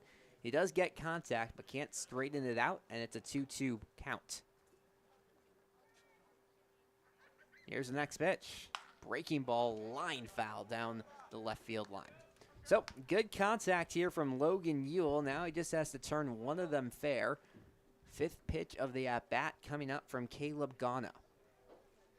The right-handed pitcher holds the glove at his face, looks for the sign. Now he's going to turn and fire, and it reaches outside. Really nice take from Ewell. He's just looking like he has command in the box. Sometimes the pitcher has command, sometimes the batter does. Right now, Ewell in control. He waves his bat, the payoff pitch. Hit down the right field line and just goes foul. A nice piece of hitting from Logan Ewell. He's really getting some good contact here. Now he's just trying to straighten it out. Send it hard down the left field line, hard down the right field line. Here comes another payoff pitch.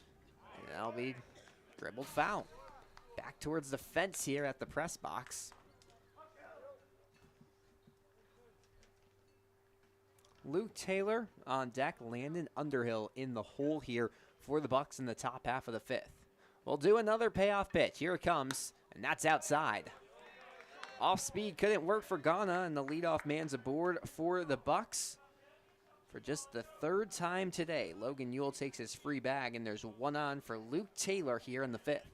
Third walk of the day for the Bucs. Make it 8 on the season for Ewell. 8 walks, 4 strikeouts. So exactly what you're looking for. That's why he's so high in the batting order at the 2 spot here today. Luke Taylor comes to the plate. Twirls around his bat. First pitch from Ghana. Runner takes towards second. The throw down is off the glove of Clark. Doesn't matter. Ewell was already going to be safe. A stolen bag for the right fielder. Yule had a really nice day yesterday, had a double, was caught stealing though. Today, he'll have a reach, and now he'll successfully steal it back. So, a little bit of a get back for the outfielder. 1-0 pitch to Taylor's a breaking ball slammed down the left field line, and it drops fair. Turning third base, Logan Yule will easily score. This will be at least a double for Luke Taylor. He's in safely with an RBI knock. Bucs lead 4-1 in the top of the 5th.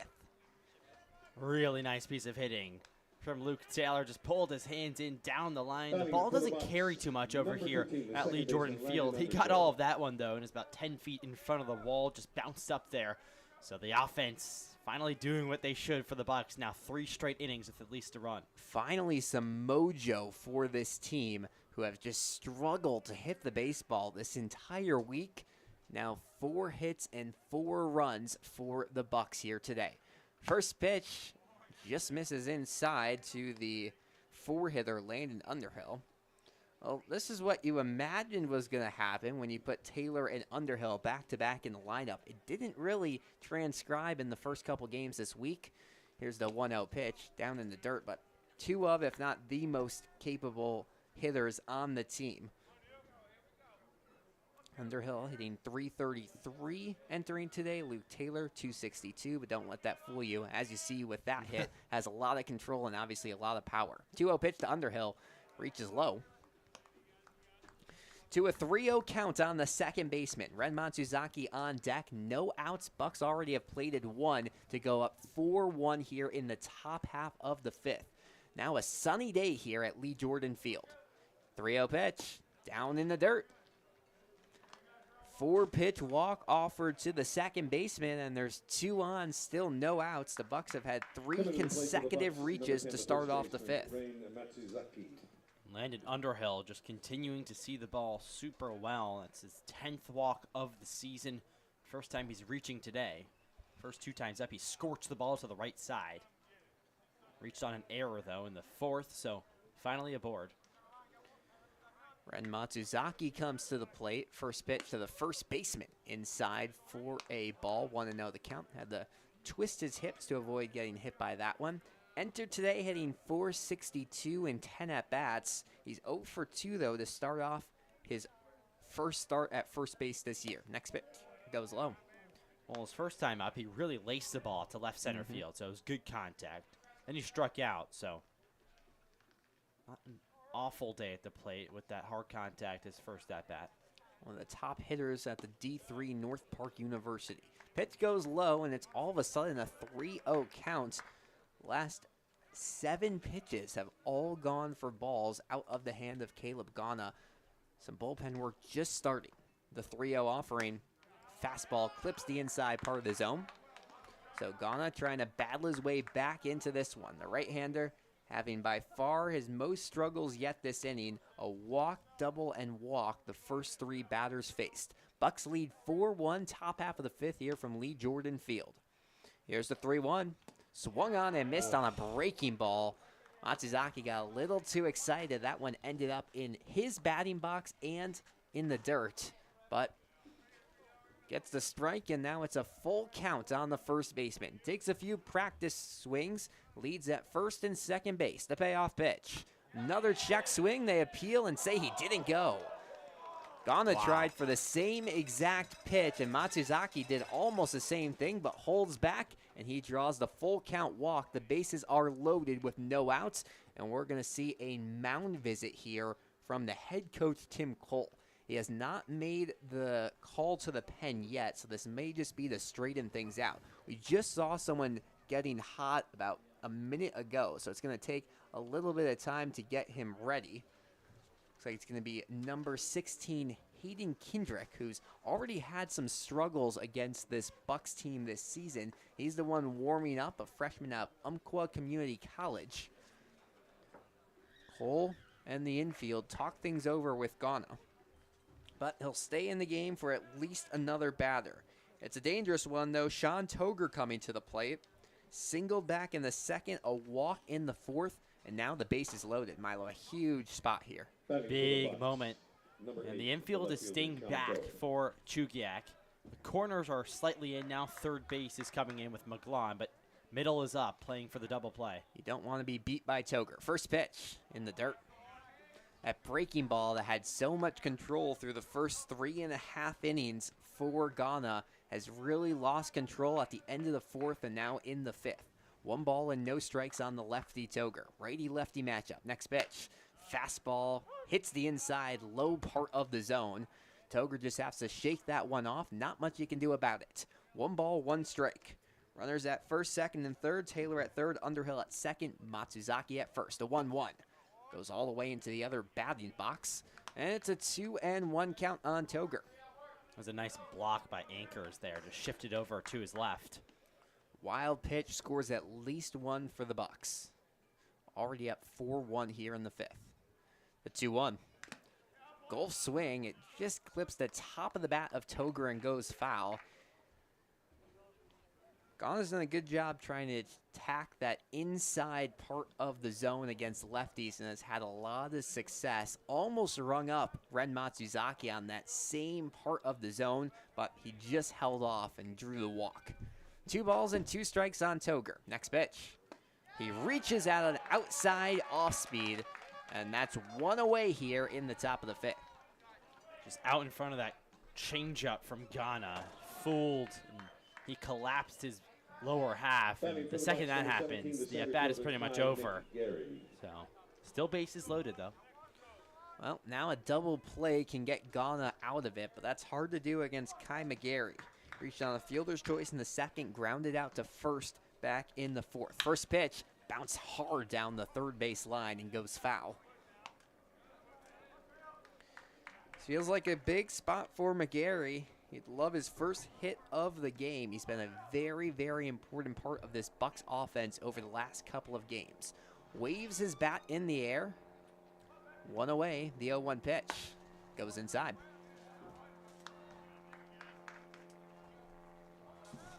Small leads at first, second, and third base. Matsuzaki, the first baseman, over at first. Underhill at second. Taylor at third. Here's the 1-1 offering. Beautiful breaking ball into the middle of the zone for a strike. Well, if you're the Bucs, the last thing you want to do is get out of this inning with just 1 run scored. There's 1 away, bases juiced, the 1-2 pitch. Gary takes a breaking pitch low. We just got a delivery up here in the booth. We did. Got our mid-game hot dog hamburger. We'll wait until this big moment's done, though. 2 balls and 2 strikes, 1 away on Kai McGarry. Ghana sets his belt and fires, pops up, and that will travel back here. That one's going to go over to the softball fields here at the Lee Jordan Field Complex. And we entered today some softball being played at a field directly to our right and directly behind us here from the press box. So a lot of use here of the facilities. 2-2 pitch to McGarry. It's high and inside. He has to scoot away to avoid getting hit. And now they say, there's a little bit of debate here. I don't think home plate umpire Kenny Akins thinks it did. Kai McGarry says it clipped maybe the jersey or his left shoulder. And now we'll see the umpires come meet here. We didn't hear anything, Milo, but it definitely seemed like something startled McGarry. Right. Now you said the umpires are talking about 3 feet away from the mound. McGarry took a little bit of a walk. Oh, and they're going to give it to him. Well, that will be a very unorthodox run for the Bucs. Trotting home to score is Luke Taylor. And just like that, it's a 5-1 Bucs lead on the hit by pitch to Kai McGarry. Well, he seems to be a part of all the weird runs. Yeah. He had a walk-off 7-inning run rule walk a few days ago. And now there's a run that comes home to score.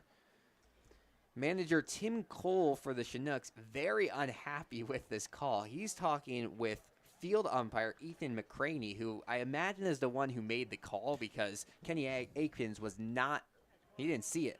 Yeah. And you'd think he'd have the better view right behind home plate. Well, honestly, in close calls like that, it's about hearing it. And so I thought home plate umpire would have a better vantage point of at least hearing it, as Cole is still not done talking, and now he's going to maybe make a call. Yeah, he's walking to the mound for a second time this inning. Usually it means the day is over. Ghana will give up the ball, and that's going to be it for the right-hander. So pitching change here in the top of the fifth. Bases still loaded, one away. Bucks have already put 2 across the plate. It's a 5-1 Bucks lead. Don't go anywhere. This is Anchorage Bucs baseball.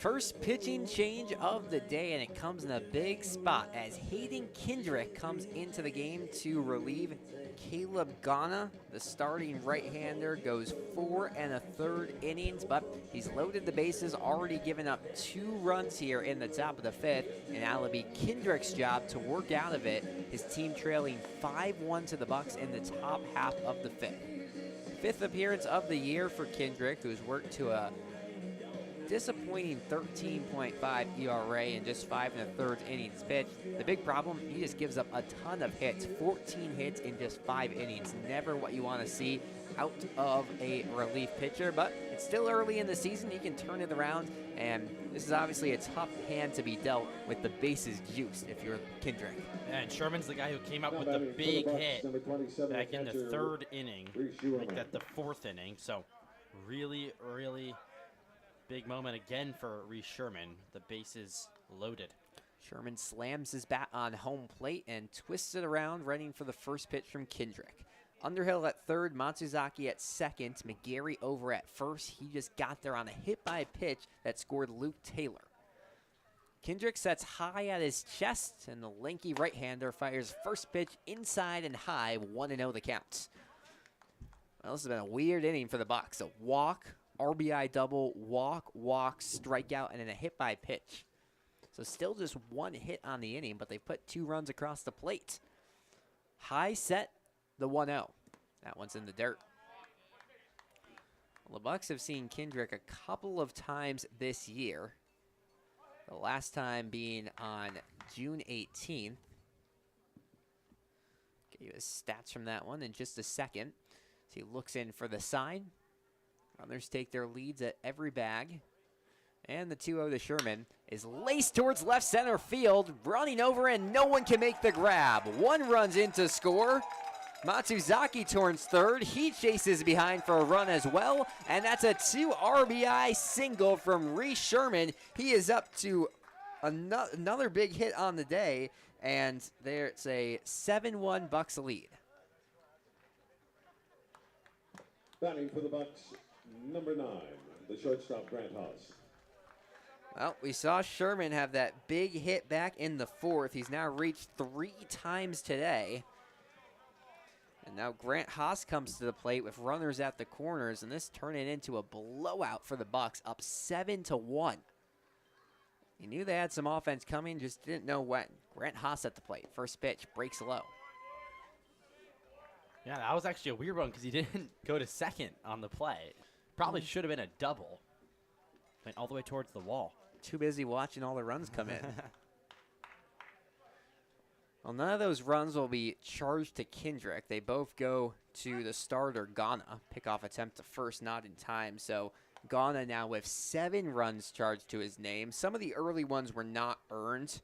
Of the first 3, only 1 of them was. But this inning, it's all been earned. So that's now 4 against his name, 5 on the day. 1 ball, no strike on Grant Haas. Next pitch, fouled off the equipment of the catcher. And evens out the count at 1 apiece. James Provencio awaits on deck, the leadoff man for the Bucs. Reese Sherman's over at first base. Kai McGarry, the speedster, at third. Still just 1 away in what's turned into a very long, drawn-out inning for the Bucs. Kendrick sets high, looks towards home, gets the sign, and fires a very slow breaking ball inside. He just doesn't have command of his breaking ball. It's not breaking. It's staying into the right-handed batters. Well, if you're the Bucs, you'd love to maybe get this out to a 9-10 run lead and just have a short day. They've had a very busy week. 2-1 the count on Grant Haas. Holds his bat like a sword. Next pitch. On the changeup, he fouls it off. Just got the bottom part of that zone, sent it into the catcher's equipment. 2 balls and 2 strikes. 1 away. This is dangerous for the Bucs, especially if Haas can reach, because you have the top of the lineup who's been hot today coming up. James Provencio, Logan Ewell, and Luke Taylor. Kendrick shakes out his right arm, trying to figure out some new pitches that can work against Haas. Now he sets right in front of his face and fires. And swung on and just clipped into the glove of the catcher for strike 3. Grant Haas just shrugging as he moves back to the dugout. He knows that wasn't the greatest pitching from Kendrick on that at bat, but he bails him out for a couple of rough swings. Yeah, that one just fouled right into the glove of Anchors, so just under it was Haas. You know, Provencio's going to put together a good at-bat, though. First strikeout of the night from Kendrick. As mentioned, James Provencio at the plate. First pitch to the lefty. It's fouled back. Well, part of it may be the change in speed. Ghana was hitting 90 on his fastball. Kendrick does not look to be anywhere near that, probably mid-80s. And sometimes when you see the speeds change that drastically, it can just be hard to time up your speeds. Runners at the corners, 2 away, top of inning number 5. Pickoff attempt to first is close, but they do not get Reese Sherman in time.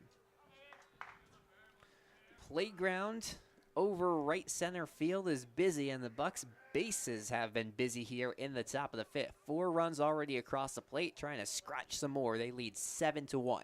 The 0-1 pitch, runner takes towards second. They will not throw. They saw what the Bucs were trying to do there. The idea was throw down the second, and Kai McGarry would have an easy time coming home. So it will be a stolen bag by Reese Sherman, and there's 2 runners in scoring position with a 1-1 count. Smart play by Anchors, the catcher. Provencio loosely grips his bat, his bright, shiny gray batting gloves, and now readies for the pitch from Kendrick. Here it comes. Fastball lined up the middle and down for a base hit. 1 runs in to score. Turning third, Reese Sherman. There's no throw home, and that's a 2 RBI knock from James Provencio. It's a 9-1 Bucs lead. Well, this is the offense everybody has been waiting for. That's the second hit for Provencio going to left center field. Just a really nice piece of hitting. And my goodness, his average just continues to skyrocket. Joe Silva's having a word with the umpire, Tim Cole, the home plate umpire. Not sure what this could possibly be about. But the Bucs, they're just happy right now. Now a 9-1 lead. They only have 6 hits on the day, but there's been so many free passes and weird plays here. A pair of errors as well from the Chinooks that they have just taken advantage. They have the chance to do even more damage. Logan Ewell coming to the plate. He started off this inning with a walk. So we calling this hitting through the lineup? Yes. Yes. This is through. This is through. Hitting around, you say, is just when they get through the 9.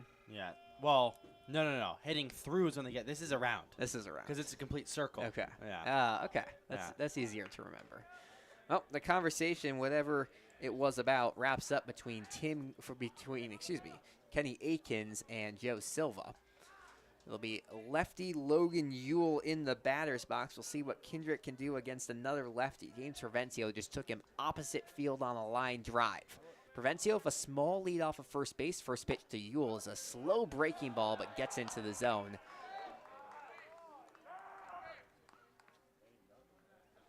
Ewell will just shake his head after that one. If he gets another one like that, it could be going a long way. Kendrick peeks over his shoulder at first. He won't throw a pickoff attempt. Instead, fires the 0-1. Just hits the outside part of the zone. So quickly an 0-2 count. The Chinooks bench getting loud. They need some energy, well, down 9-1. They came back last time when the Bucs were up 8-1. So, not over. No balls, 2 strikes, 2 away. They're saying Luke Taylor is way too far out of the on-deck circle, so he's going to have to trot over there for his practice swings. You don't see that a lot from home plate umpires. Usually they do not care where the person's swinging the bat. 0-2 the count on Ewell. Next pitch, breaking pitch. He just gets a piece of it and sends it over the press box here behind home plate. And now Taylor's right back to where he started. Yeah. He's still backing up. He'll test. I mean, you usually see players right where he is swinging the bat. As long as, I mean, it's more of a liability to them than it is to anyone else. That won't be a ball in play. Provencio, small lead off of first base. The 0-2 again. Bounce towards first, it goes foul.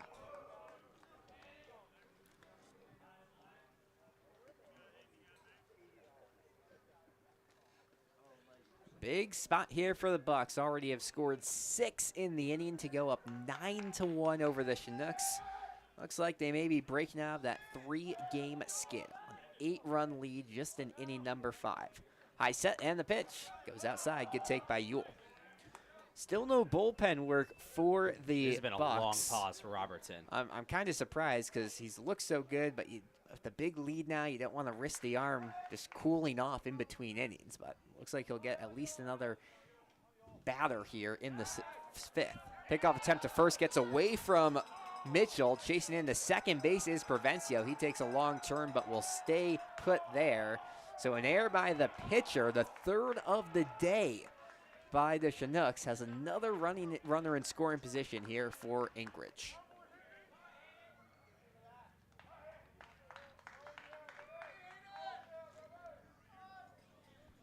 Well, Provencio with the 2 RBI single. Now he gets some fortune of his own. It's the free pass to second base. 1 ball, 2 strikes on Logan Ewell. Kendrick checks on the runner and fires outside in the other batter's box. So evens out the count at 2 apiece. Ewell, a very patient batter. Mentioned he already has drawn a walk this inning. Reached via an error in the 3rd and struck out in the 1st. Kendrick just wants to get out of this inning with no more damage done. The 2-2. Hit high in the air towards right field. Should be playable for Tauscher, who gets under it and makes the grab. Ewell gave it a ride, but can't get a hit, and that brings a huge top of the 5th to an end here at Lee Jordan Field. The Bucs plate 6 and have a 9-1 lead as we move to the last of inning number 5. Jamie Robertson will throw at least another batter. Don't go anywhere. This is Anchorage Bucs Baseball.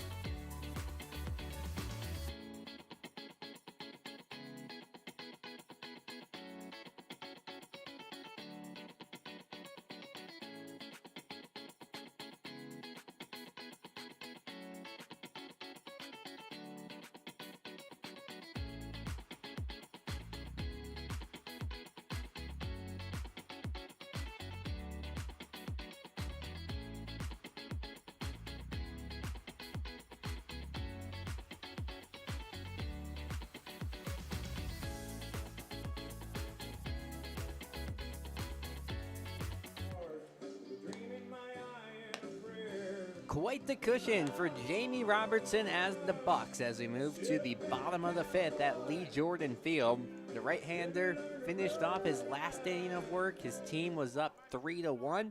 Now he returns to the mound with a 9-1 lead, so a lot more insurance for Robertson to work with. And they'll try to keep it at that 9-run deficit against the bottom of the lineup here for the Chinooks. Trent Cornell, Nick Hockemeyer, and Aiden Tauscher do up the 8, 9, and 1 hitters for the home team Chugiak. High leg kick, first pitch, fastball at the letters for a ball, 1-0 the count. Cornell hitting .222 on the year, grounded out back in the second.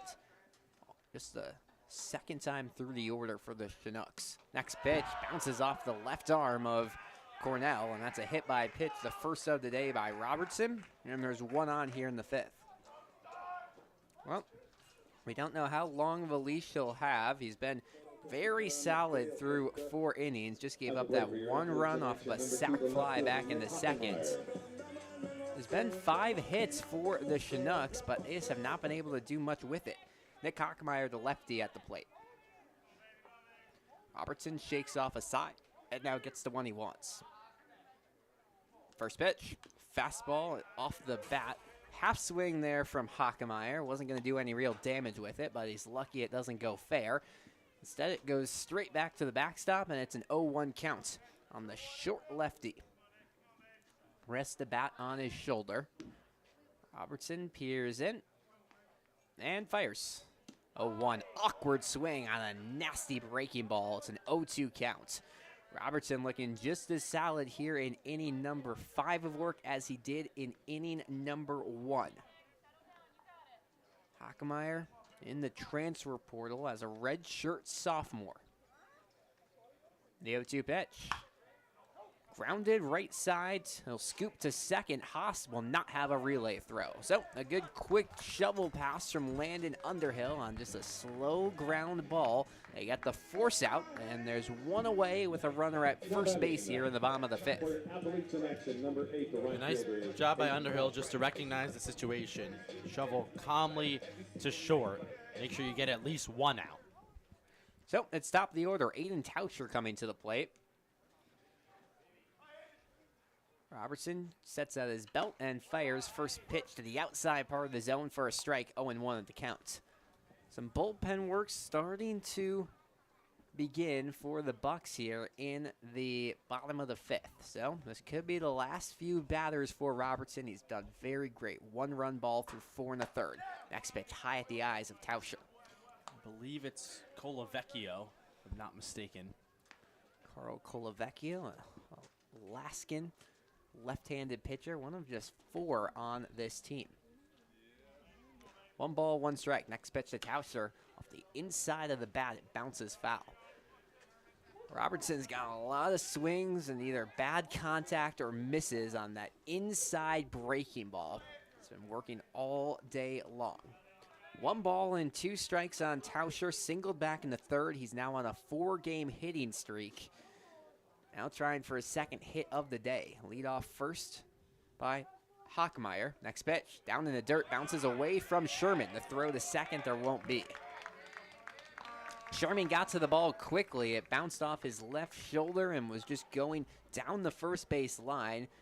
Possible to get a throw down, but up by Aiden with the speedy Hockemeyer in motion. There's no need to do so. So a runner at second base, 2 balls, 2 strikes to count on Tauscher, and 1 away here in the bottom half of the 5th.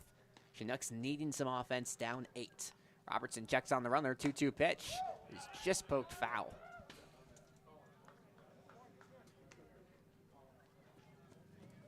That one comes straight back. Carson Clark, the man in the hole, will jog over to get it. And now time is going to be called by Tauscher. You don't see that a lot. He steps back into the batter's box. Just needed to adjust his gloves, it looks like. He holds his bat high. Awkward batting stance. The 2-2. Breaks high and outside. He takes his bat and holds it right in front of his eyes and then fully extends his arm. So he's really ready to kind of bring the bat back in power, but it's definitely not something you see out of a lot of batters. Gets ready for the 3-2 pitch. Robertson checks and fires. That's a high off speed. Walk drawn by Aiden Tauscher, and there's 2 on with just 1 away here in the 5th. You know, Robertson needs to settle down here and make sure nothing gets out of hand. Runs in the ABL this season have come in bunches. Last night, the Miners almost came back against the Chinooks after they were down 8-0. They scored a lot in the 5th inning. So, you know, things like this happen sometimes, so Robertson needs to cut it off here. Izzy Fuentes takes the short walk over to the mound. The pitching coach for the Bucs, wearing the warm-up short sleeve hoodie. He'll have a word with Sherman and Robertson. Just trying to calm down the right-hander. If you're Robertson, you've gone 4 innings. You've looked excellent. You don't want to have your day end on a sour note. Yeah. Best possibility, you just get a double play ball here or 2 quick outs, and then you can go out triumphant. You become the pitcher of record because he would have gone 5 innings strong. And Robertson, he's definitely in position to get his 2nd win of the year. Now, just has to get a couple of quick outs. It will be hard to do so because it's the heart of the lineup. Isaiah Perito, Carson Clark, and Casey Ankers. The latter 2, 0 for 4 against Robertson today, but Perito has looked good. A single in the 1st, a fielder's choice reach in the 3rd.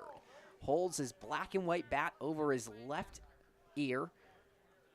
And here's the pitch. Popped up left side. It will soar into the outfield, but this will be easy for Toger. Runners forced to retreat to their bags, and, well, that's a very efficient mound visit. Right after it, you get a 1-pitch fly out, and just like that, there's 2 away. Yeah, big out there for Robertson. That was sky high, and Togert tracked it all the way into his glove. Togert, you know, a guy who plays all around. First pitches out and left for the first time in a while. Get rid of the top batter on this team, and now you have to deal with Carson Clark.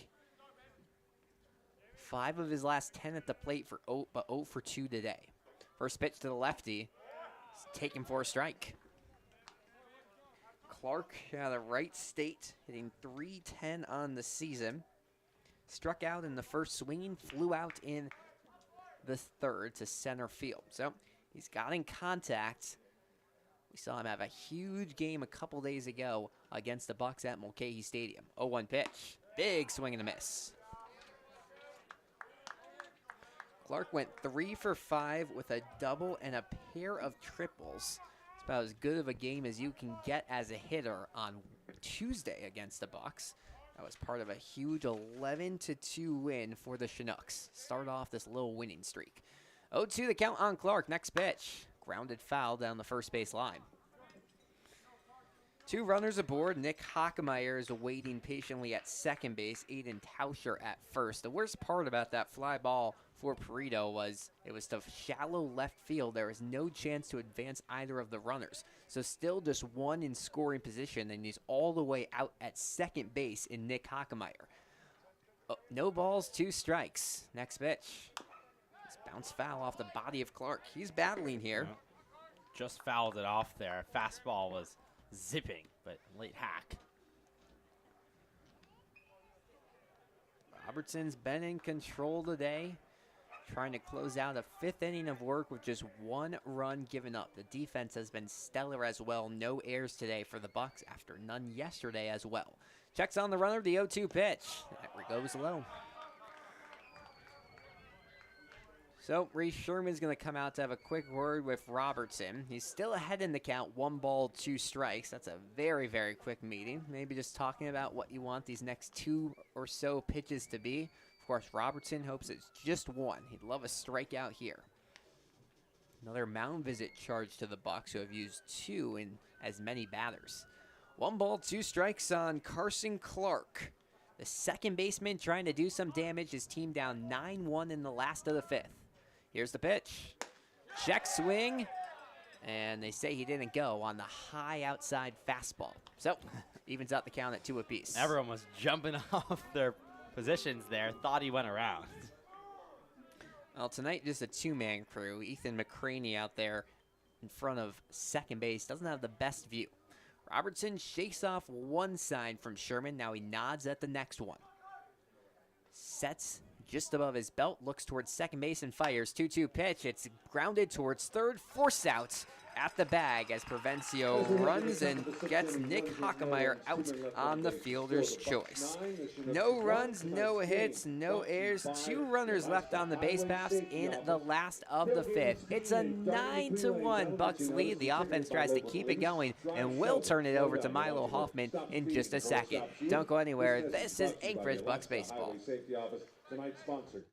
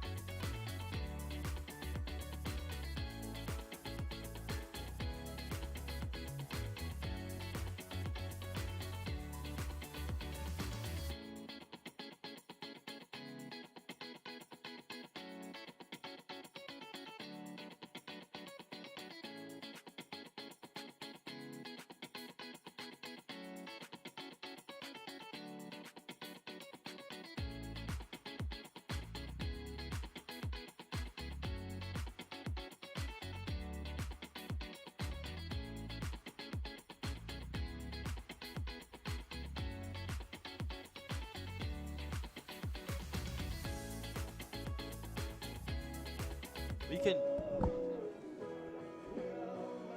Back here at Mulcahy Stadium, Bucs on top 9-1 as the offense has come alive for the first time in a few days.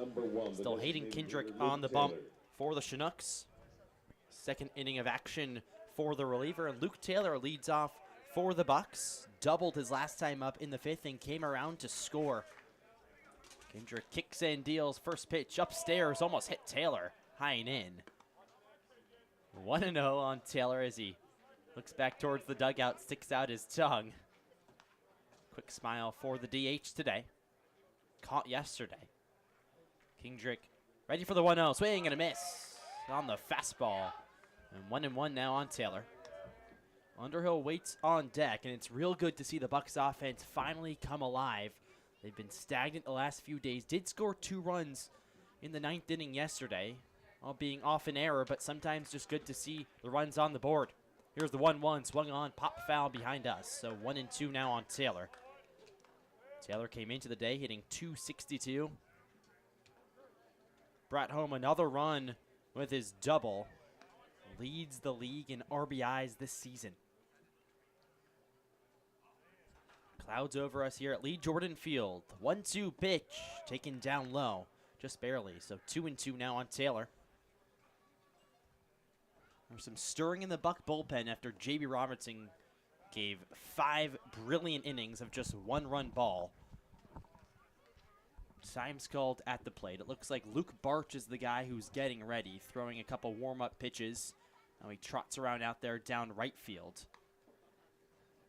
Kendrick comes set, glove high up at his eyes. Here's the 2-2 pitch. Upstairs, that hit Luke Taylor actually on the left elbow. He stuck it out just barely. It clipped it. His 8th hit by pitch of the season. By far leads the league. So he goes up 90 feet, and leadoff man is aboard for the Bucs. Do you know what second is? What is it? I can look I it don't up. know what second is. I'm It's assuming gotta it's be by a lot. It's got to be ridiculous. Landon Underhill up for the Bucs. So the runner aboard. Of course, the run rule is 10 runs after the 7th inning. So Bucs can end this one short if they score a couple more. Pitch to Underhill, down and in. 1-0 now on Landon. 0 for 2 on the day with a walk. Reached on an error in the 4th inning. Came around to score twice as well. Ripped the ball to right a couple times, just right to the second baseman, Clark. Pitch just missed outside. And 2-0 now on Underhill. Decent crowd on hand. They came a little bit late here in Chugiak, but here nevertheless. Real baseball feel here at Lee Jordan Field. Similar to Herman Brothers. Kind of tucked away amongst the mountains. Here's the 2-0 pitch, lined up the middle, base hit for Landon Underhill. Luke Taylor goes up 90 feet. That's a hard hit single right up to center field for Underhill. First and second now for the Bucs with nobody out. Coming to the plate. Yeah, very solid contact there from Underhill. That's what he's been doing all season long. When he's not hitting home runs, he's just getting easy bloop hits, and very, very good job. That's what we mentioned. Taylor and Underhill back-to-back can be dangerous, and they finally are. Just took it up the middle, a fastball high and in. His hands are so quick. Kendrick, of course, doesn't have the highest velo on the mound as well. He comes set out of the stretch. Pitch to Matsuzaki. He's left down low. 1-0 now on the first baseman today. Like we said, first time over at first for Matsuzaki. Usually the catcher for the Bucs when he's in there playing the field. Also hitting 5 today. 0 for 2 with a walk. Kendrick set, ready for the 1-0 pitch. Runners off first and second. Here's the delivery. Swing and a miss. It was an off-speed down and away, so now 1-1 on Matsuzaki. I found our answer. What is it? Elliot Medlock has 5, so the top 2 home run leaders are also the top 2 hit by pitch Wow, leaders. look at that. And that makes sense, actually. Here's the 1-1 offering. Swung on, grounded up the middle. Tate Green's there, dive, steps on second. There's one on to first. It's a double play. That's a nice, nifty play by the shortstop, Tate Green. It looked like it could be a big inning for the Bucs. Well, now there's 2 outs quickly. Taylor does advance to third on the play. 9-1 Anchorage on top with 2 outs here in the top of the 6th. Kendrick looks at his shortstop and gives him a fist bump. Can't ask for much more. Runner on third now still for the Bucs. Togert up, he fouls one right back. At the plate for the Bucs, number 8, the left fielder, Sean Tor. Togert today ripped a single back in the second inning and walked, came around to score in the 4th and struck out in the 5th. Was way in front of a changeup from Ghana, the starter of the Chinooks. 0-1 the count on the left fielder. Here's the pitch. Just caught the outside portion of the plate. So 0-2 now on Togert. Probably the biggest play of the game for Togert, though, was gunning out a runner at home. Pumped up the pitcher, Jamie Robertson. Just a brilliant defensive play for someone who doesn't play all his time out there and left. Down in the count, 0-2. Pitch, cut on and missed. Kendrick comes off the mound and pumps his fist. Yells at everyone in the stands. And he retires the side. My goodness. Hype. But they're down 9-1. We'll go to the bottom of the 6th. Chinooks coming to bat. Don't go anywhere. You're watching Anchorage Bucs baseball. We'll be right back.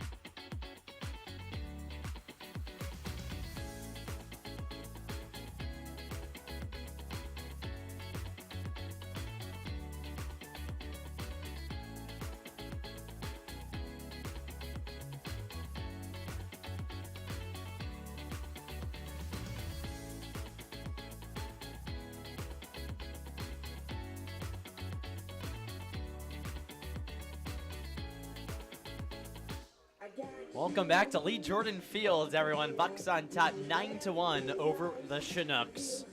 New pitcher on the hill for Anchorage. It's Luke Barch coming in on relief. Boasts a 2.08 ERA, 4.1 innings pitched so far this season with 4 strikeouts. So boasts some good numbers, does Luke Barch. But first, we got to talk about Jamie Robertson. I mean, what an outing for the starter. 5 solid innings, just 1 run, punched out 3 guys, and just brought the energy when the Bucs needed it. Yeah, and that's kind of what you expected out of him. He went into this game with a lot of confidence, wanting to go at least 5 innings, and hey, he did it, just that. Looked a little shaky in the first couple of innings, was able to turn it around, and then I think his best inning was the 5th, not because it was his best pitching, but he was able to work out of a jam and just kind of shook off Izzy Fuentes, said, I'm not going out of this game, I'm going to get this done myself, and it works out. So really, really good outing from Robertson. Luke Barch will take over and has a 9-1 lead to work with. Casey Anchor's the hitter for the Chinooks. Here's the kick and deal, swung on and slowly grounded left side. On comes Provencio, barehands it, throws the first, got him! Nice play by James Provencio, the 3rd baseman, and there's 1 out here in the bottom of the 6th. Yeah, I mean, that's a really, really good play from Provencio. It was hit as slow as possible. Looked like Haas was going to be the one originally with the play, but Provencio kind of crossed that direction, has more momentum, and what a web gem. My goodness. Here's Tate Green, the shortstop. Pitch to him is a fastball strike on the outside corner. Well, the defense was the Bucs' biggest issue, and now it's turning into a strength. 0-1 delivery, high and in. 1-1 now on Tate Green. Double back in the 1st. Flew out in the 4th inning. 1 for 2. Pitch to him, sliced down the right field line, foul. Just a tick behind that fastball. It was on the outside portion of the plate. Like we said, Luke Barch comes in with real good numbers. Barch from Alaska, pitching in his home state with a 2.08 ERA, 4.1 innings pitched so far. He kicks and deals the 1-2, swing and a miss. Got him on the high cheese. 2 outs here in the bottom of the 6th. That fastball had some zip from Luke Barch.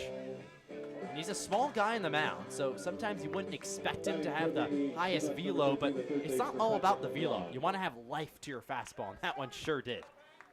Patrick McGlon, the hitter now. Fastball clips the outside portion of the dish. Strike called. I think he does have, among the smaller guys, some of the higher velo. Yeah. No, small guys doesn't mean low velo. 0-1, hit high in the air, foul right side. McGlon today flew out back in the 2nd, then doubled in the 4th, but was cut down at home plate after Sean Toger gunned him from left field. 0-2, 2 outs, bottom 6. Barch kicks and deals, swing and a miss. High fastball again. Luke Barch struts off the mound, and the side is retired. 1, 2, 3, go to the Chinooks, and we go to the 7th. Bucs still up 9-1 here at Lee Jordan Field. Don't go anywhere. It's Bucs baseball. We'll be right back.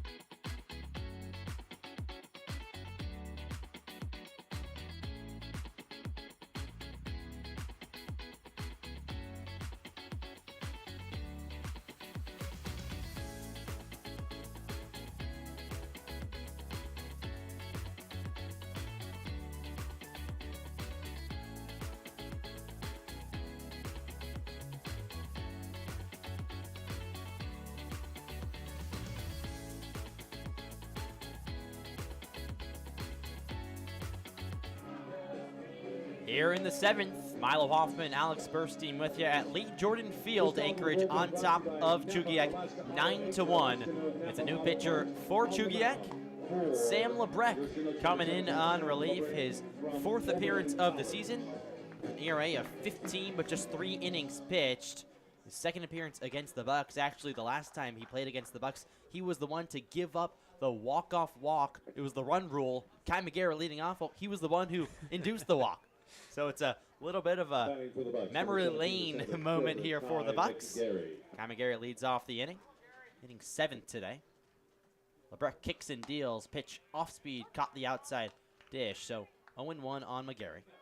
Control definitely the name of the game. He had 4 walks last time against the Bucs. Gotta find the strike zone. Gary today 0 for 2 with a hit by pitch. Breaking ball misses outside. Well, it's turning into a nice day here at Lee Jordan Field. We saw a couple showers back in the 2nd, 3rd, and 4th innings, but it's all cleared up. 1-1 offering. Breaking ball cuts in for a strike. 1-2 now on Kai McGarrett. Something interesting, actually. McGarrett yet to steal a bag. He seems like he steals one every game. Leads the ABL. Slices that one foul down the first baseline. All the way into the bullpen. Yesterday either. Yeah, it's true. A little bit of a stolen base drought for Kai McGarrett, but when he gets on, still expecting to be on his horse, even up 9-1. Lebrecq set high at the eyes. Here's the windup and the pitch. Swung on line, left side, base hit. And over the shortstop, Tate Green, into left field. So Kai McGarrett aboard with a single. And the leadoff guy is on base for the Bucs. Now Reese Sherman up. He's going to make you eat your words here and steal a base. That's true. I expect it. I fully expect Kai McGarrett to take a bag. Sherman now up, having himself a really nice day. Had the big single that brought home 2 runs in the 4th. Single back in the 5th as well. Came around to score. Catcher back in the 8th spot. Oh, low in the order, perhaps less pressure. Here's the pitch, fastball strike. Well, the Chinooks don't have many guys that they can go to in the bullpen. It seems like every time the Bucs play them, they're going to Kendrick, Lebrecq. So these guys are getting a lot of innings this summer here in the ABL. On our first, it's McGarrett. Pitch outside on the heat. 1-1 now on Sherman. Sherman came in hitting .231. Oh, he has 9 RBIs. Get this, actually has yet to walk this season with 9 strikeouts. Counts even at 1 apiece. Lebrecq set. Here's the offering. Breaking ball missed outside. 2-1 now on the catcher. All players who could play catcher for the Bucs are actually playing today. You got Matsuzaki at first, Luke Taylor the DH. Sherman is doing the duties behind the plate. Pitch. Caught the outside portion, so 2-2 now on Sherman. Hey, technically Jack Giordano, former catcher, and is listed True. as one for San Diego. I mean, I'm sure a lot of these guys could go, but catching is something you Yeah, play but he a lot was in the he was a infield. Division I Okay, catcher. That's true. technically. Well, he only started throwing a couple months ago. Pitch, hit hard on the ground towards Green, the shortstop. Gobbles, fires to second, there's one. On to first, it's a double play. 6-4-3 twin billing for the Chinooks. 2 gone here in the 7th. At the plate for the Bucs, number 9, the shortstop, Grant Haas. Now Grant Haas comes up. He reached on a fielder's choice back in the 3rd. Actually scored the first run of the day for Anchorage. Walked in the 4th, and then struck out in the 5th on a high fastball. 2 outs. Pitch, breaking ball just missed. 1-0 on the shortstop. Grant Haas has yet to sit this season. Has started and played the entire game of every single regular season matchup for the Bucs. Here's the 1-0. Taken for a strike at the knees. 1-1 now on Grant Haas. Bucs up 9-1. 2 runs away from a potential run rule, but now there's 2 outs. Of course, a run rule would make it so you don't have to throw as many pitchers. Bucs back in action tomorrow. 1-1, missed outside on the off speed. 2-1 now on Haas. Chinooks in their red tops, white pants. Bucs in their all navy uniforms. 2 on offering, down low, and it's 3-1 on Haas. Sun peering over that mountain and right field, just gorgeous. It only clips the top of the mountain, so the bottom is full of trees and it's dark green. The top, though, all sunshine. Here's the 3-1 pitch, missed outside. So that's a walk for Grant Haas, a 2-out walk. Now the top of the lineup coming up for Anchorage and James Provencio.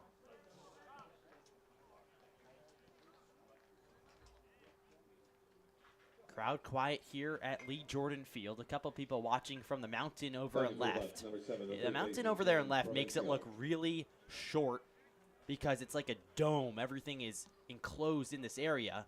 But 325 to both corners, so not a doozy. Pitch to Provencio, fouled off left side. Provencio is having himself a nice day. He has 2 singles. One of them brought home 2 runs in the 5th inning. Just the guy who's going to make contact. Grounded out twice in between. Came into the day hitting 400. That average has just improved since this game has started. Haas off first. Pitch to Provencio. Sliced high in the air, foul. Way out of play. 0-2 now on James, the third baseman, who made a really nice barehanded play back in the 6th inning. He's had some struggles over there defensively, but talked to him before the game, said he's just getting used to playing third base, taking as many reps as he can. Also seen him at second so far this season. Here's the 0-2 pitch, down and in.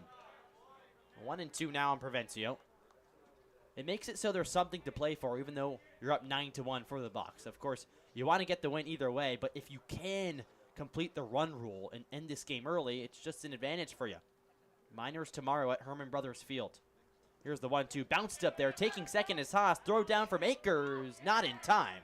Nice slide from Haas to avoid the tag on the outer part of the bag. So now runner in scoring position for Anchorage, and this is a dangerous spot. All of a sudden, Provencio can put it in play with the best of them. Yeah, I always find it amazing how the Bucs will steal bases no matter how many runs they're up. They're Exactly. really milking that lead atop the stolen base leaderboards.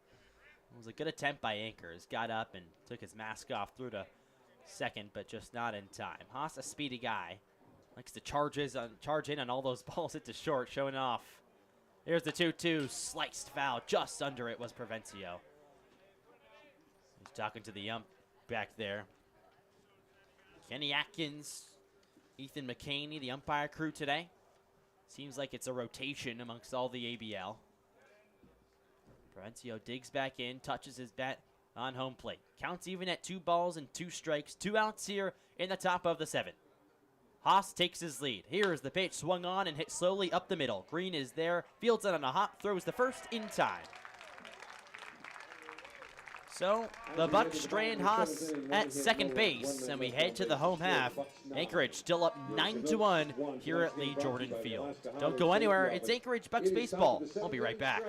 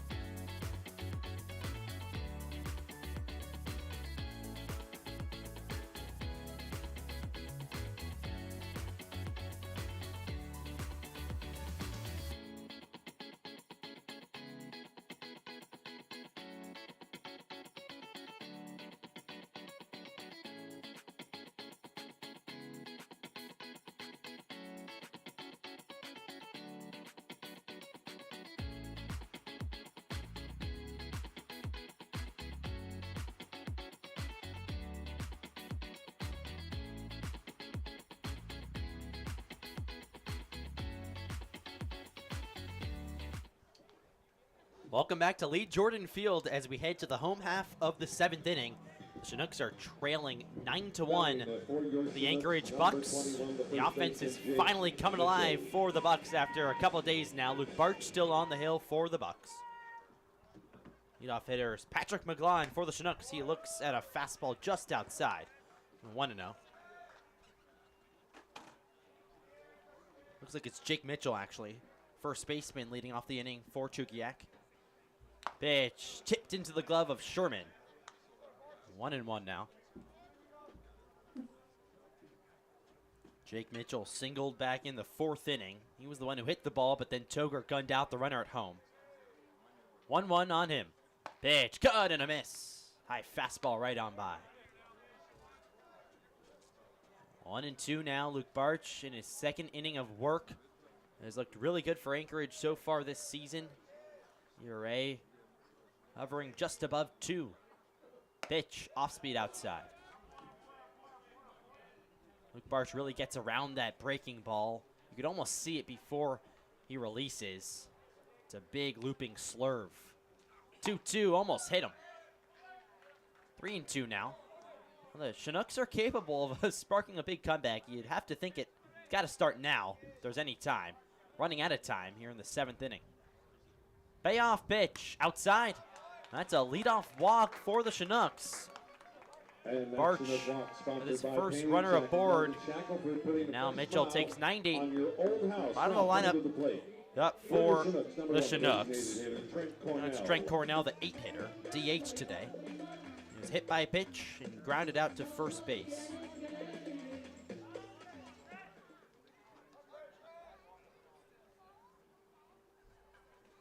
Right on right matchup here in the bottom of the 7th at Lee Jordan Field. Mitchell leads off first. Pitch is hit high in the air. Foul territory. First baseman Matsuzaki gives it a look, and there's no play.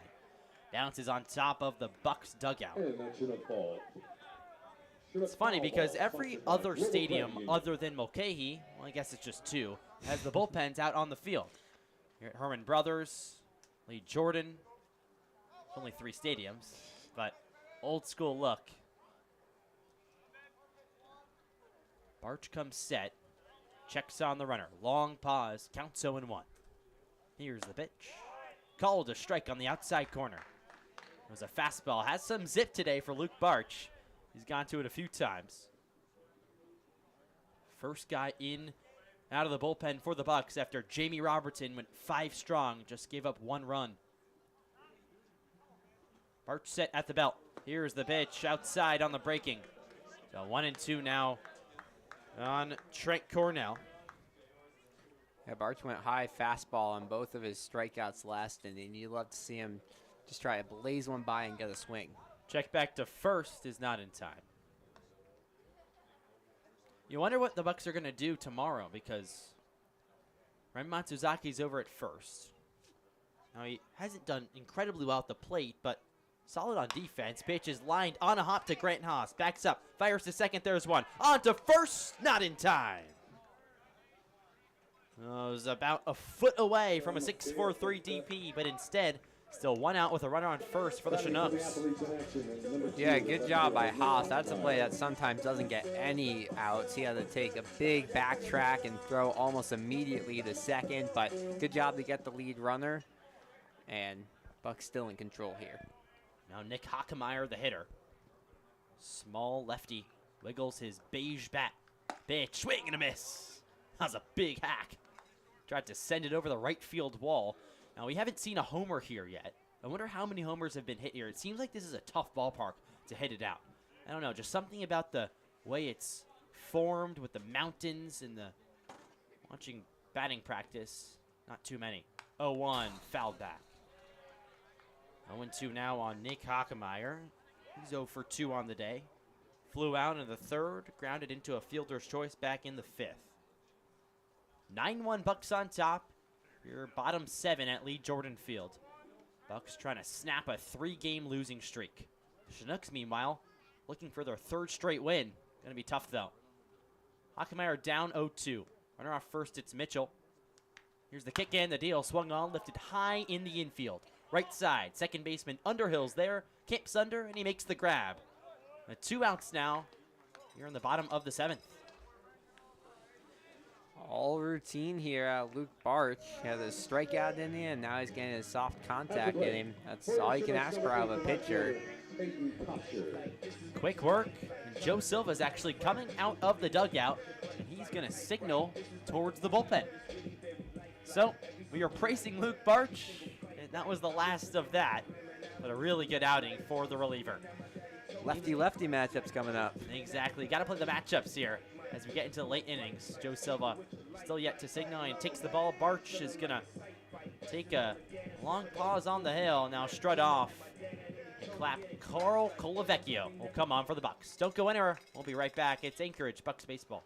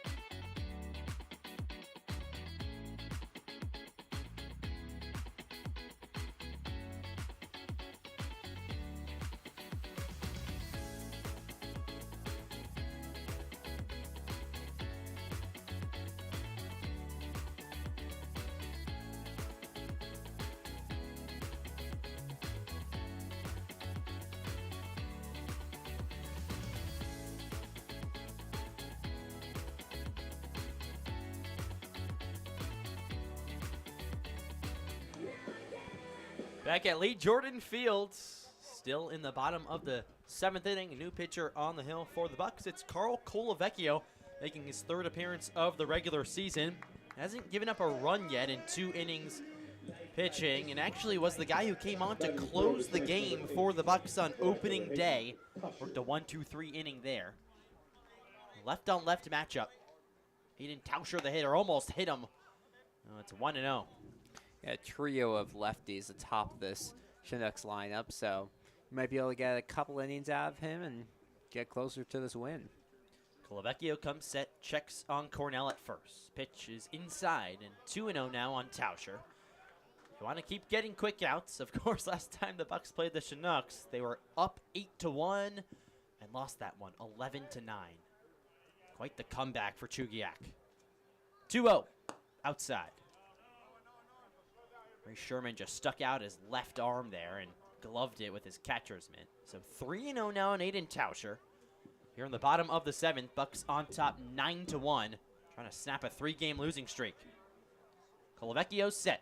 Here's the offering, pours in for a strike on the breaking ball. 3-1 now on Tauscher. Tauscher had a single back in the 1st, make that the 3rd, and walked in the 5th. 3-1. Misses outside. That's a walk for Aiden Tauscher. Now the Chinooks have 1st and 2nd with 2 outs. It's the heart of the lineup for Chugiak as well. It's Isaiah Perito, the hitter. Yeah, it's not what you wanted when you bring a lefty in to give up a very quick walk like that. Isaiah Perito's a dangerous man at the plate. He's 1 for 3 today, singled all the way back in the 1st. First pitch to him, down low on the heat. Colavecchio's an interesting windup. He sort of holds out his front leg, his right leg, and he bounces it on the ground just moments after he releases, and then holds it in the air. It's like he freezes after he throws the pitch. 1-0, swing and a miss. Big hack there on the heat. 1-1. 9-1 Bucs on top. 1-1's the count on Perito. Colavecchio comes set. Here's the pitch. Inside on Perito. Perito actually a switch hitter. Started the game in the lefty batter's box when Jamie Robertson was hitting. Now he's in the righty batter's box. I think the first switch hitter we've seen so far this season, actually. Here's the 2-1. Just clipped the inside corner. So 2-2 now on Perito. 9-1 Bucks on top. Carl Colavecchio, the third pitcher of the day for Anchorage. 2 balls, 2 strikes, 2 outs. Runners on first and second. Deuce is wild here in the bottom of the 7th. Here's the offering, swung on and chopped foul, third base side. Runners were off, so they'll do it again. Colavecchio, a native of Alaska. Actually, back-to-back natives of Alaska coming in to pitch for the Bucks. You got Luke Barch, now Colavecchio. Last time we saw them was in the American Legion game. Here's the 2-2 off-speed, caught on and missed. It was a breaking ball that just didn't break, and that fooled Perito, the hitter. We go to the 8th inning. Bucks on top, 9-1. You're watching Anchorage Bucks baseball. Don't go anywhere.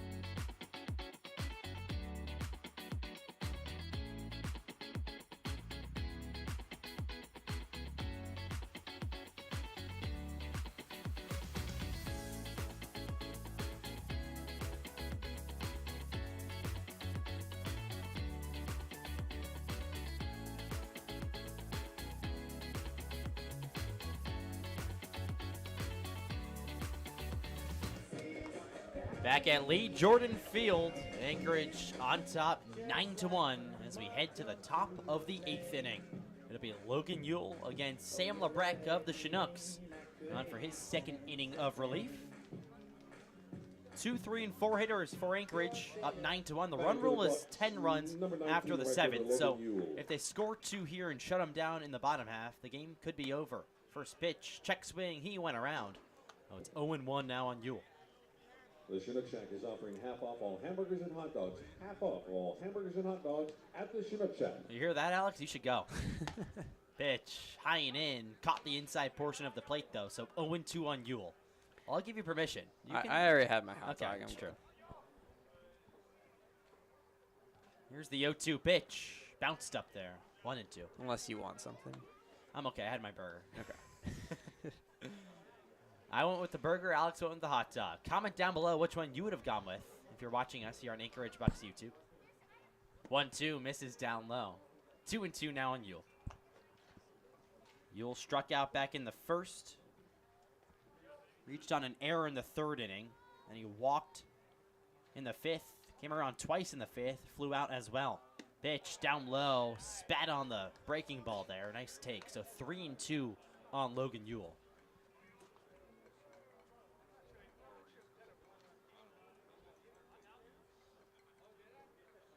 Payoff pitch from Lebrecht. Swung on, lace towards left center field. Perito, the center fielder, dives, and he makes the grab.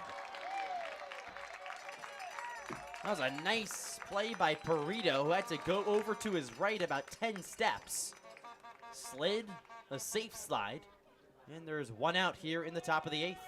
Batting for the Bucks, number 1, their designated hitter. Yeah, really good contact on that hit, and then The ball was slicing towards left field as well. Nothing was playing to Perito's favor there, but a really, really good catch.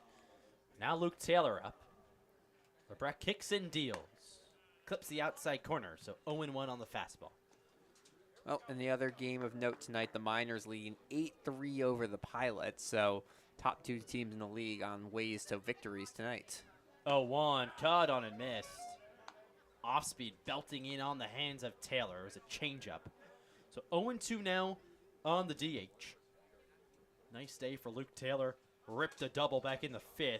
Brought home a couple runs. Was hit by a pitch in the 6th as well. Pitch swung on, hit on the ground towards 3rd. Laglon is there, throws across the diamond, scooped by Mitchell, and they got him. 2 quick outs here in the top of the 8th. Landon Underhill, the cleanup guy, now up for the Bucs. Coming to the plate for the Bucs, number 13, the second baseman, Landon Underhill. Cloudy, overcast day, but nice. Not too hot, not too cold. I put on my sweater during the half inning. That tells you how the temperature is here at Lee Jordan Field. Pitch pours in for a strike on Underhill. 0-1. That's a week from you as a New Yorker. It's cold. It's not that cold. It's 100 in New York as we speak. 0-1 pours in for a strike again. It was a breaking ball. 0-2 now. It's the heat wave on the East Coast is unbelievable. I'm sure if any of our listeners are from there, you can attest to that. 0-2 down low. It's been up in hundreds, just humid, because when it's hot in New York City, it's humid. It's thick. You can feel it the second you walk out of your apartment. It's like a blow dryer, just everywhere. 1-2 on Underhill. Here's the kick and the deal. Swing and a miss. High fastball right on by. So the Bucs go down in order, 1-2-3 in the top of the 8th. We head to the home half. Chinooks down 9-1 at the hands of the Bucs. Don't go anywhere. It's Bucs baseball. We'll be right back.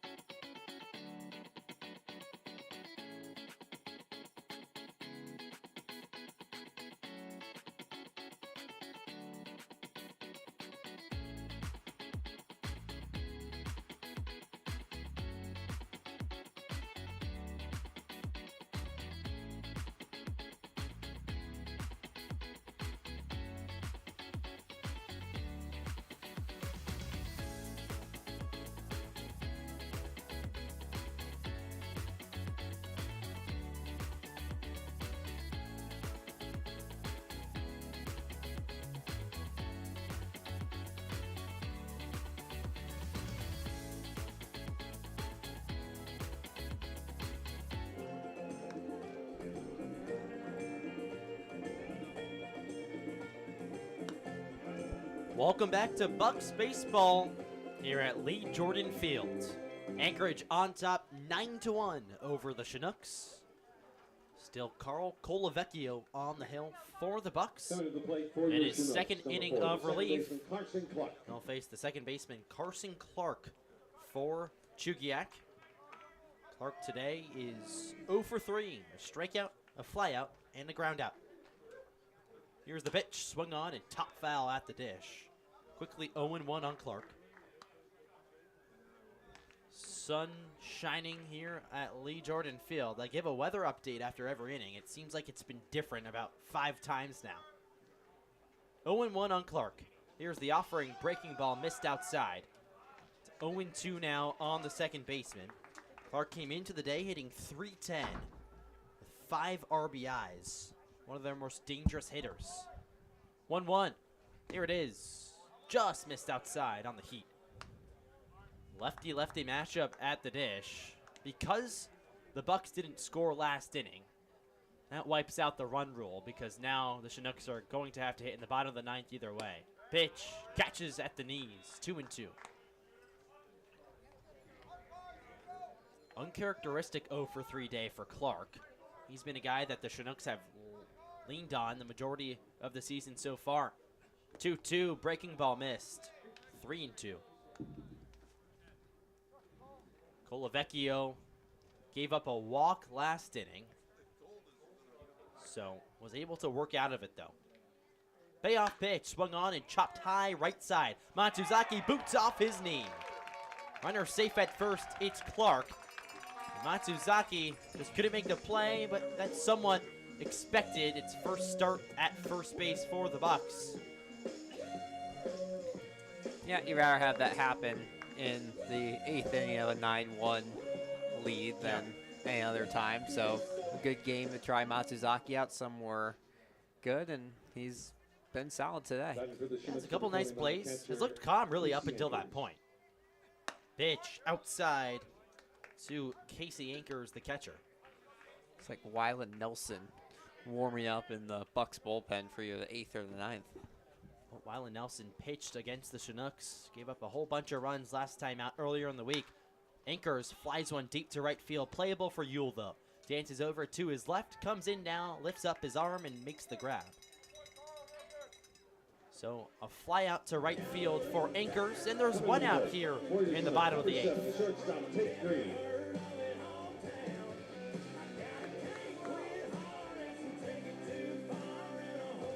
Tate Green, the hitter for the Chinooks. Shortstop today. Doubled in the 2nd, flew out in the 4th, and struck out in the 6th. Colavecchio checks back the runner, not in time. Carson Clark over there at first base. His first time aboard today. Colavecchio comes home. Pitch upstairs. 1-0 now on Anchors. Anchors also 0 for 3. Flew out, struck out, and grounded out.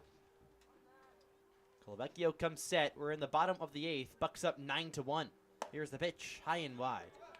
2-0. Anchors, the catcher, has had a couple nice plays on defense.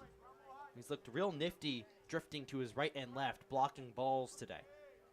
2-0. Here it is, swung on, hit off the hands. Right side, Matsuzaki gives it a look, but it's out of play.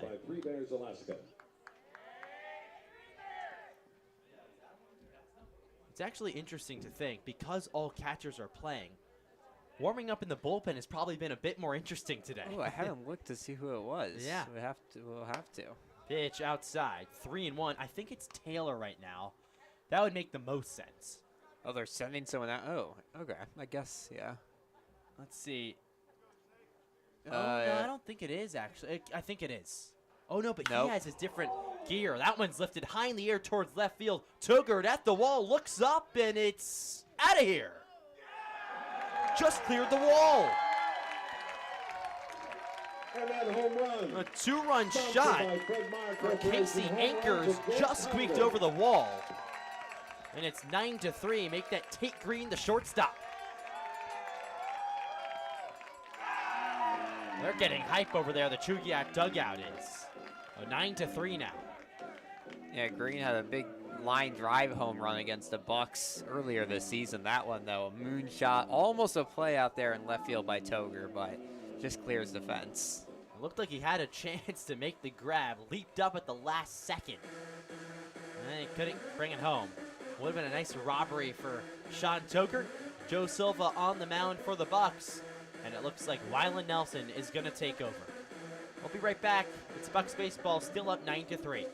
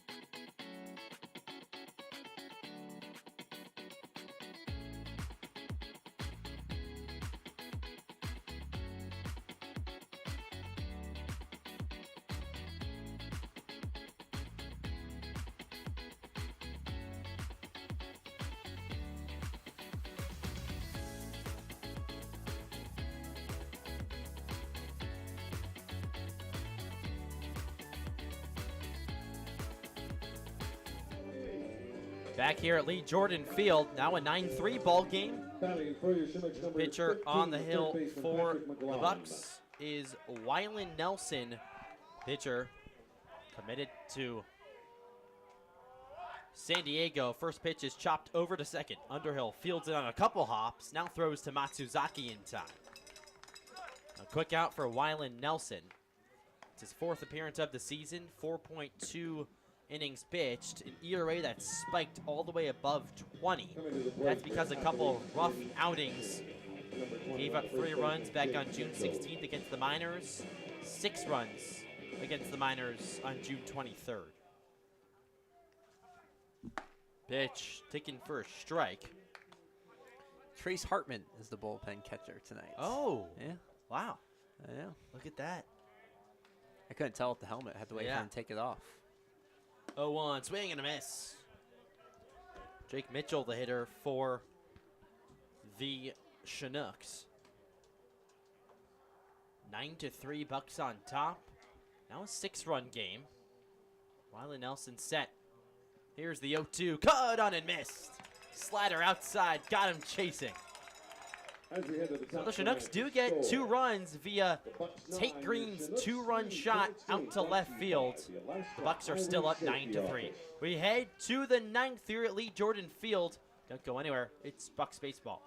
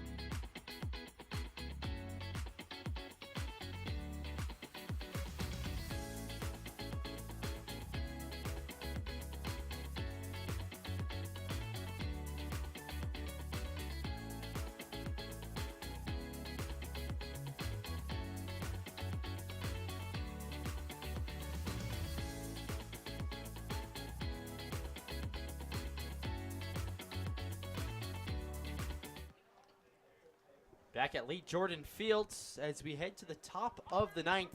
New pitcher is Brady Groves for the Chinooks. A 2-way guy who does a lot of hitting. Batting This for is the Bucs, his number 10, the first 4th baseman, Rain appearance of the Matsuzaki. season as a pitcher, though.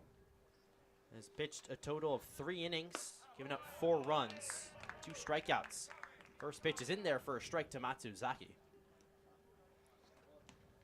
Matsuzaki digs into the lefty box, ready for the 0-1. Pitch nearly hit him all the way back here, touches the fence, and it's 1-1. I don't think Groves pitches at Oberlin College, so just Yep. trying something new this summer. 2-way guy, it's what ABL's all about. Pitch swung on, hit well out to right center field. Perito comes in and now called off by Tauscher, the right fielder, who makes the grab.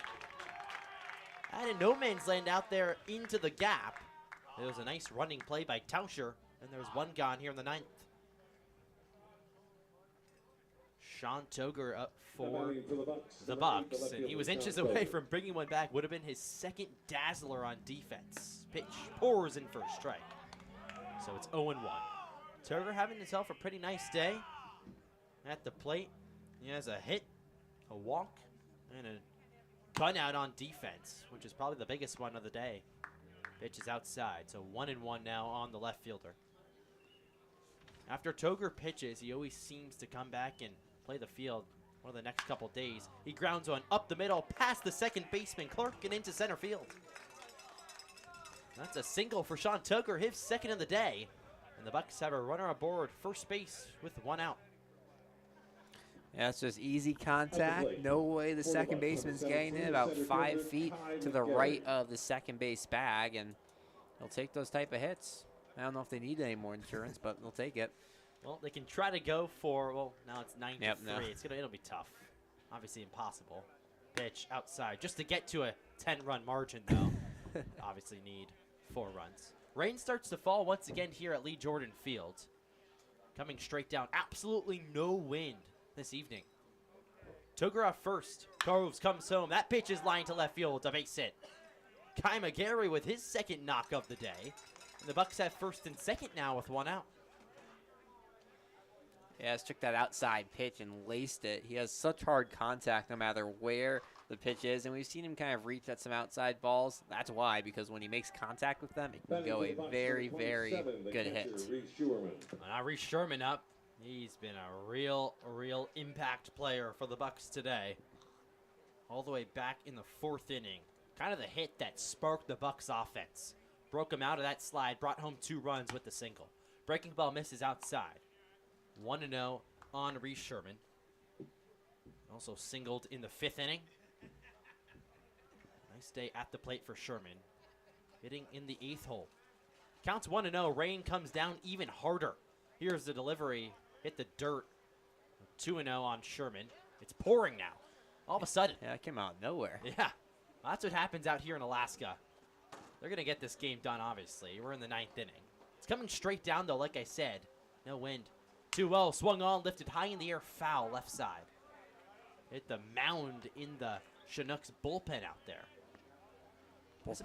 Bullpen's coming in from the rain. Oh, yep. They don't want any part of getting wet, especially with a bus ride after this. You don't want to be soaked on the bus. But obviously a win makes it all feel better. Here's the 2-1 pitch. That's lifted high in the air towards left field. Playable for Hockemeyer. Over a few steps, and he makes the one-handed grab for the second out of the inning. So runner still on first and second for Anchorage, and now Grant Haas, the hitter.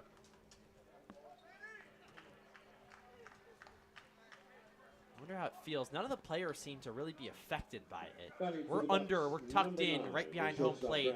Fence is blocking us. We got a roof over here, a lot of wood. We got wood walls. It's kind of like an old school look. Pitch is lined up the middle, gets through for a base hit. Sean Toger rounds third. The throw from the center fielder Perito is not in time. It bounced on the mound, but Toger slid home safely nevertheless. That's a ribby single for Grant Haas, and the score is 10-3 Bucs. Yeah, that ended up being a really, really impressive throw from center field by Perito. About half an inch away from making that tag on Toger by the catcher Anchors, but a very good piece of hitting, and good to see the Bucs back on the scoreboard after a couple of innings off. Couple innings off the job, now they're back. Provencio, the hitter, takes a breaking ball high and in. 1-0.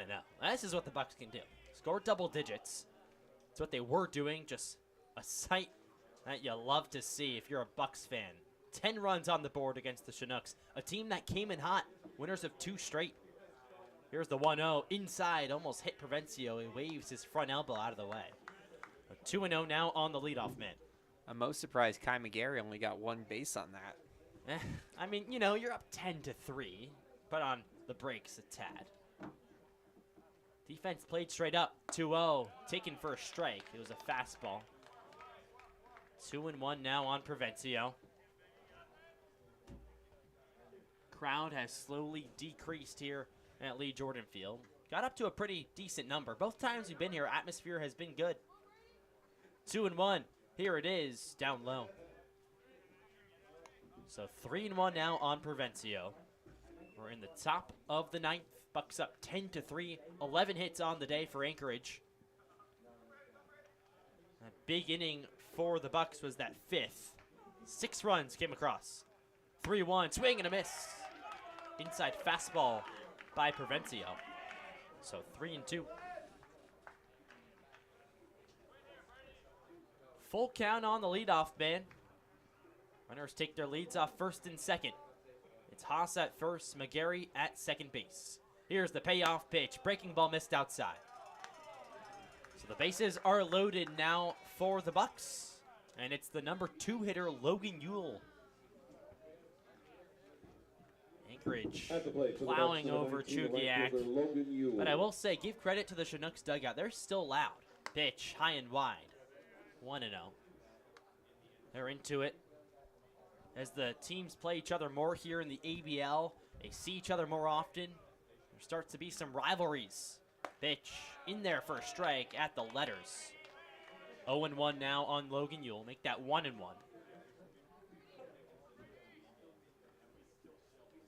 Groves kicks. Here's the pitch. Just got a piece. Was Ewell. Fouled it back.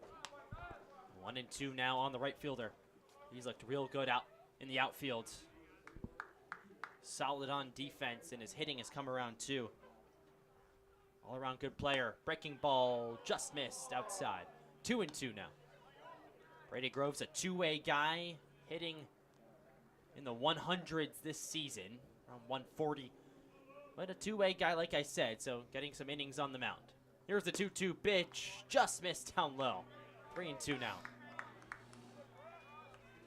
Luke Taylor awaits on deck. We thought Taylor was in the bullpen, catching the bullpen. You thought that. He's on deck. Ewell chops one foul. I thought so because it would make the most sense, right? He's the DH. But if you're in a game, you're probably not doing bullpen catching. It's true. A for effort, though. I'll take it. Full count to Ewell. Runners go. Here's the delivery. Swung on, hammered. Deep right field. Tauscher looks up. That ball is gone! Hits off the top of the fence and bounces over. A grand slam for Logan Ewell just over the fence. And it's 14-3 Bucs on top.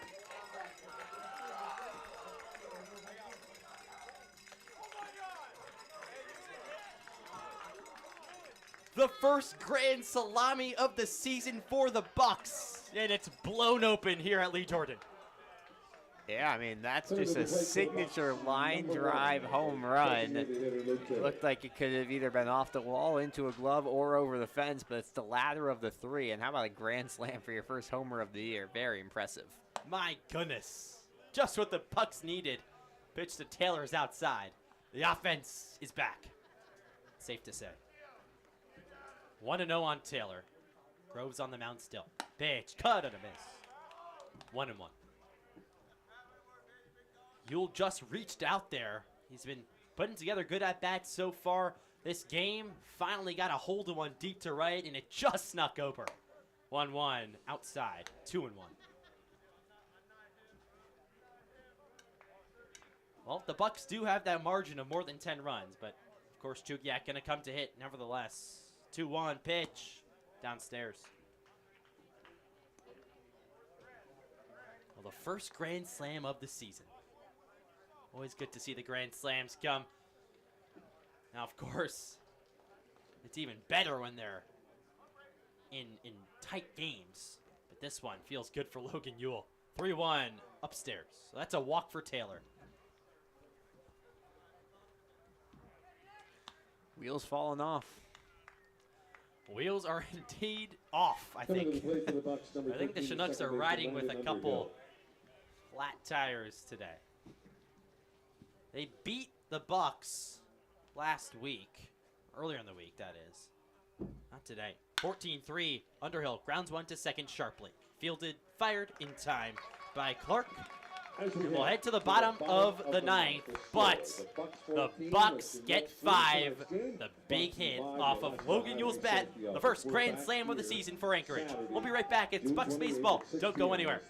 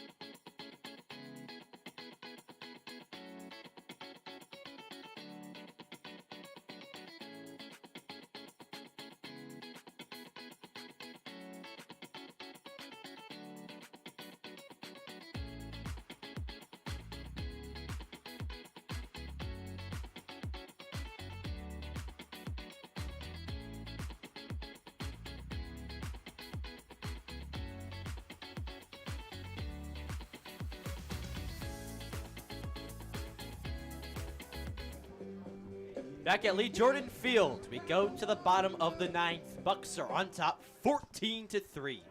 Violet Nelson still on the hill for Anchorage.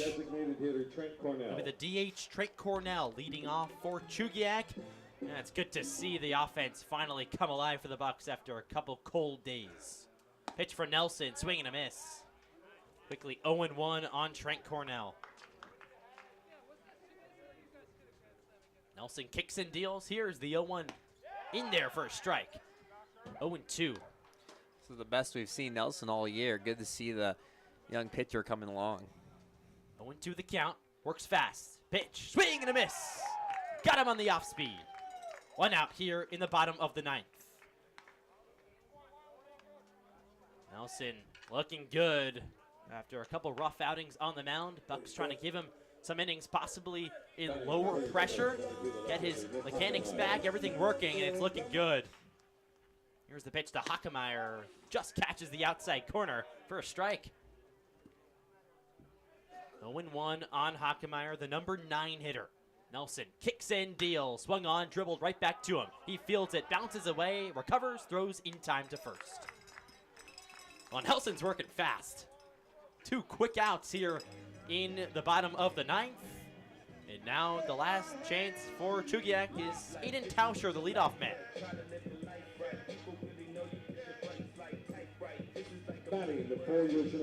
Nelson already ready to work. Tauscher comes to the plate. What a day for the Bucks. 14-3, exactly what you want. Here's the kick and the deal. Pours in just down low on the breaking ball.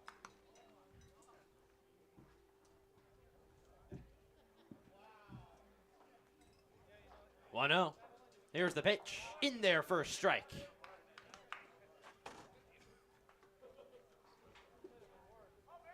Nelson stands tall on the mound with his glove at his eyes. Tauscher wasn't even in the box. 1-1, swung on, hit sharply foul right side. So 1-2 now the count. Bucks on top 14-3. Last strike for the Chinooks. Nelson set at the eyes. Counts 1-2. Stands tall, gets the sign. Long pause. Shakes off a few times, now he's ready. 1-2 offering, misses high and wide. 2-2 now on Tauscher. Here it is, the 2-2.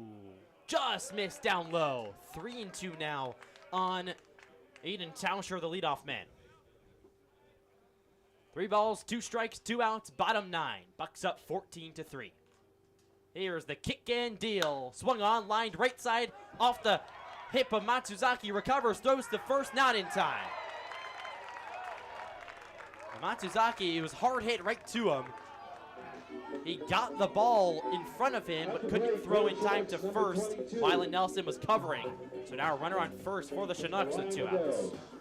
That's a hard ball to play off the bounce. Probably might go in there. I don't know. It's pretty borderline, but good try by Matsuzaki, and to get as an even a close play is impressive. Madero's the pinch hitter. 2 outs here in the bottom of the 9th. First pitch to him, breaking ball misses outside. Maderos comes on for Isaiah Perito, the center fielder. Nelson comes set. Gets the sign from Sherman. Here's the pitch. Swing and a miss.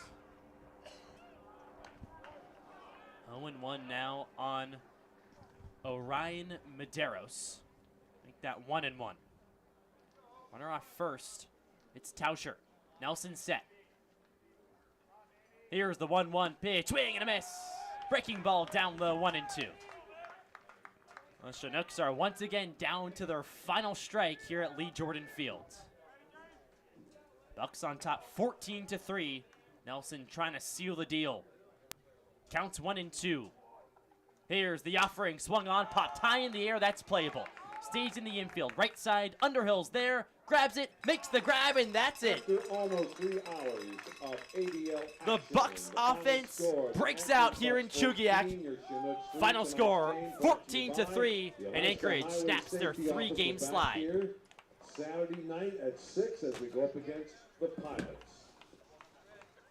For the 14-3, the final score. Wyland Nelson seals the deal here at Lee Jordan Field. And after a couple of days where the Bucs offense didn't look good, well, they finally come back. 14 runs. That's what we're used to. Yeah, I mean, this was a really good offensive performance, obviously highlighted by that 6-run 5th inning, but then you come back and tack on 5 more in the 9th. Good to see the balanced scoring that hasn't been there in quite some time for the Bucs. Logan Ewell and Reese Sherman definitely your stars of the game. I don't know who you want to give player of the game to because they both had 4 RBI days, but very, very good stuff from the Bucs, and that's a much, much needed win. That'll be a close one. Reese Sherman had the timely hits, but Logan Ewell with the grand salami. We'll have to see. Stay tuned to the Instagram. Bucs on Instagram. We'll have the interview following this contest. 14-3, the final score. I'll be right back with the game totals. Don't go anywhere.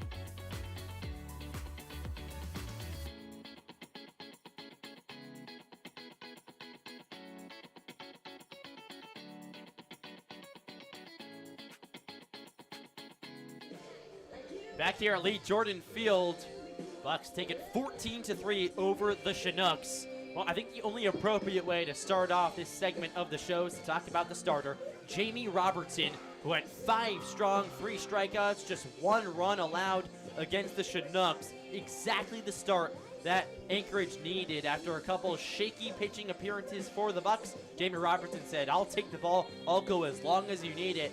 5 really strong innings for the starter. And the offense, well, they came to play as well. James Provencia, the leadoff man, had 2 hits. Really started off the day. Got a single, then also brought home 2 more runs with another ribby single later in the game. Logan Ewell had good at-bats all day long. The biggest one, the grand slam out to deep right field to seal the deal for the Bucs. Well, the job was already done, but just a icing on the cake for Logan Ewell.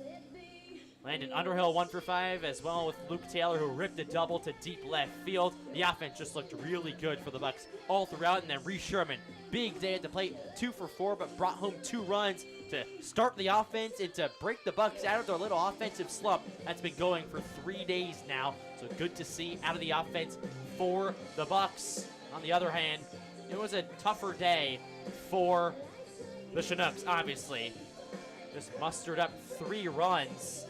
One of those came in the 2nd, and then 2 more in garbage time, all the way back in the 8th inning. So a nice day all around for the Anchorage Bucs. It was Caleb Ghana who started off for the Chinooks, and he got roughed up. 5 runs in 4.1 innings. They went solid distance, but still 5 runs allowed, 4 hits only, but they counted for the Bucs, and a whopping 5 walks too by Caleb Ghana. Bullpen looked solid for the Eagle River Chinooks, but not able to get the job done. Bullpen was strong too for the Anchorage Bucs as well. Just a good win all around. 14-3 the final score. Yeah, and almost a clean defensive game. Just 1 small error by Matsuzaki and his first start at first base of the year. But they changed some things around. They changed the batting order around. That worked. So good to see when you're struggling, just move around the pieces a little bit and get back to where you were. It sets up a clash for first place tomorrow with the Miners. So that should be very interesting over at Herman Brothers Field. Oh boy, make sure you tune into that one. 6 p.m., 5:45 pregame show right here on the YouTube Bucs YouTube channel. Oh, on the Anchorage Bucs YouTube channel. Sorry about that. It's been a long day here at Lee Jordan Field, but a good one nevertheless. 14-3 the final score. Here, Bucs take it over the Chinooks. So that'll just about do it from the broadcast booth right behind home plate. For Alex Burstein, I'm Milo Hoffman saying so long, everyone. We hope you enjoy your night.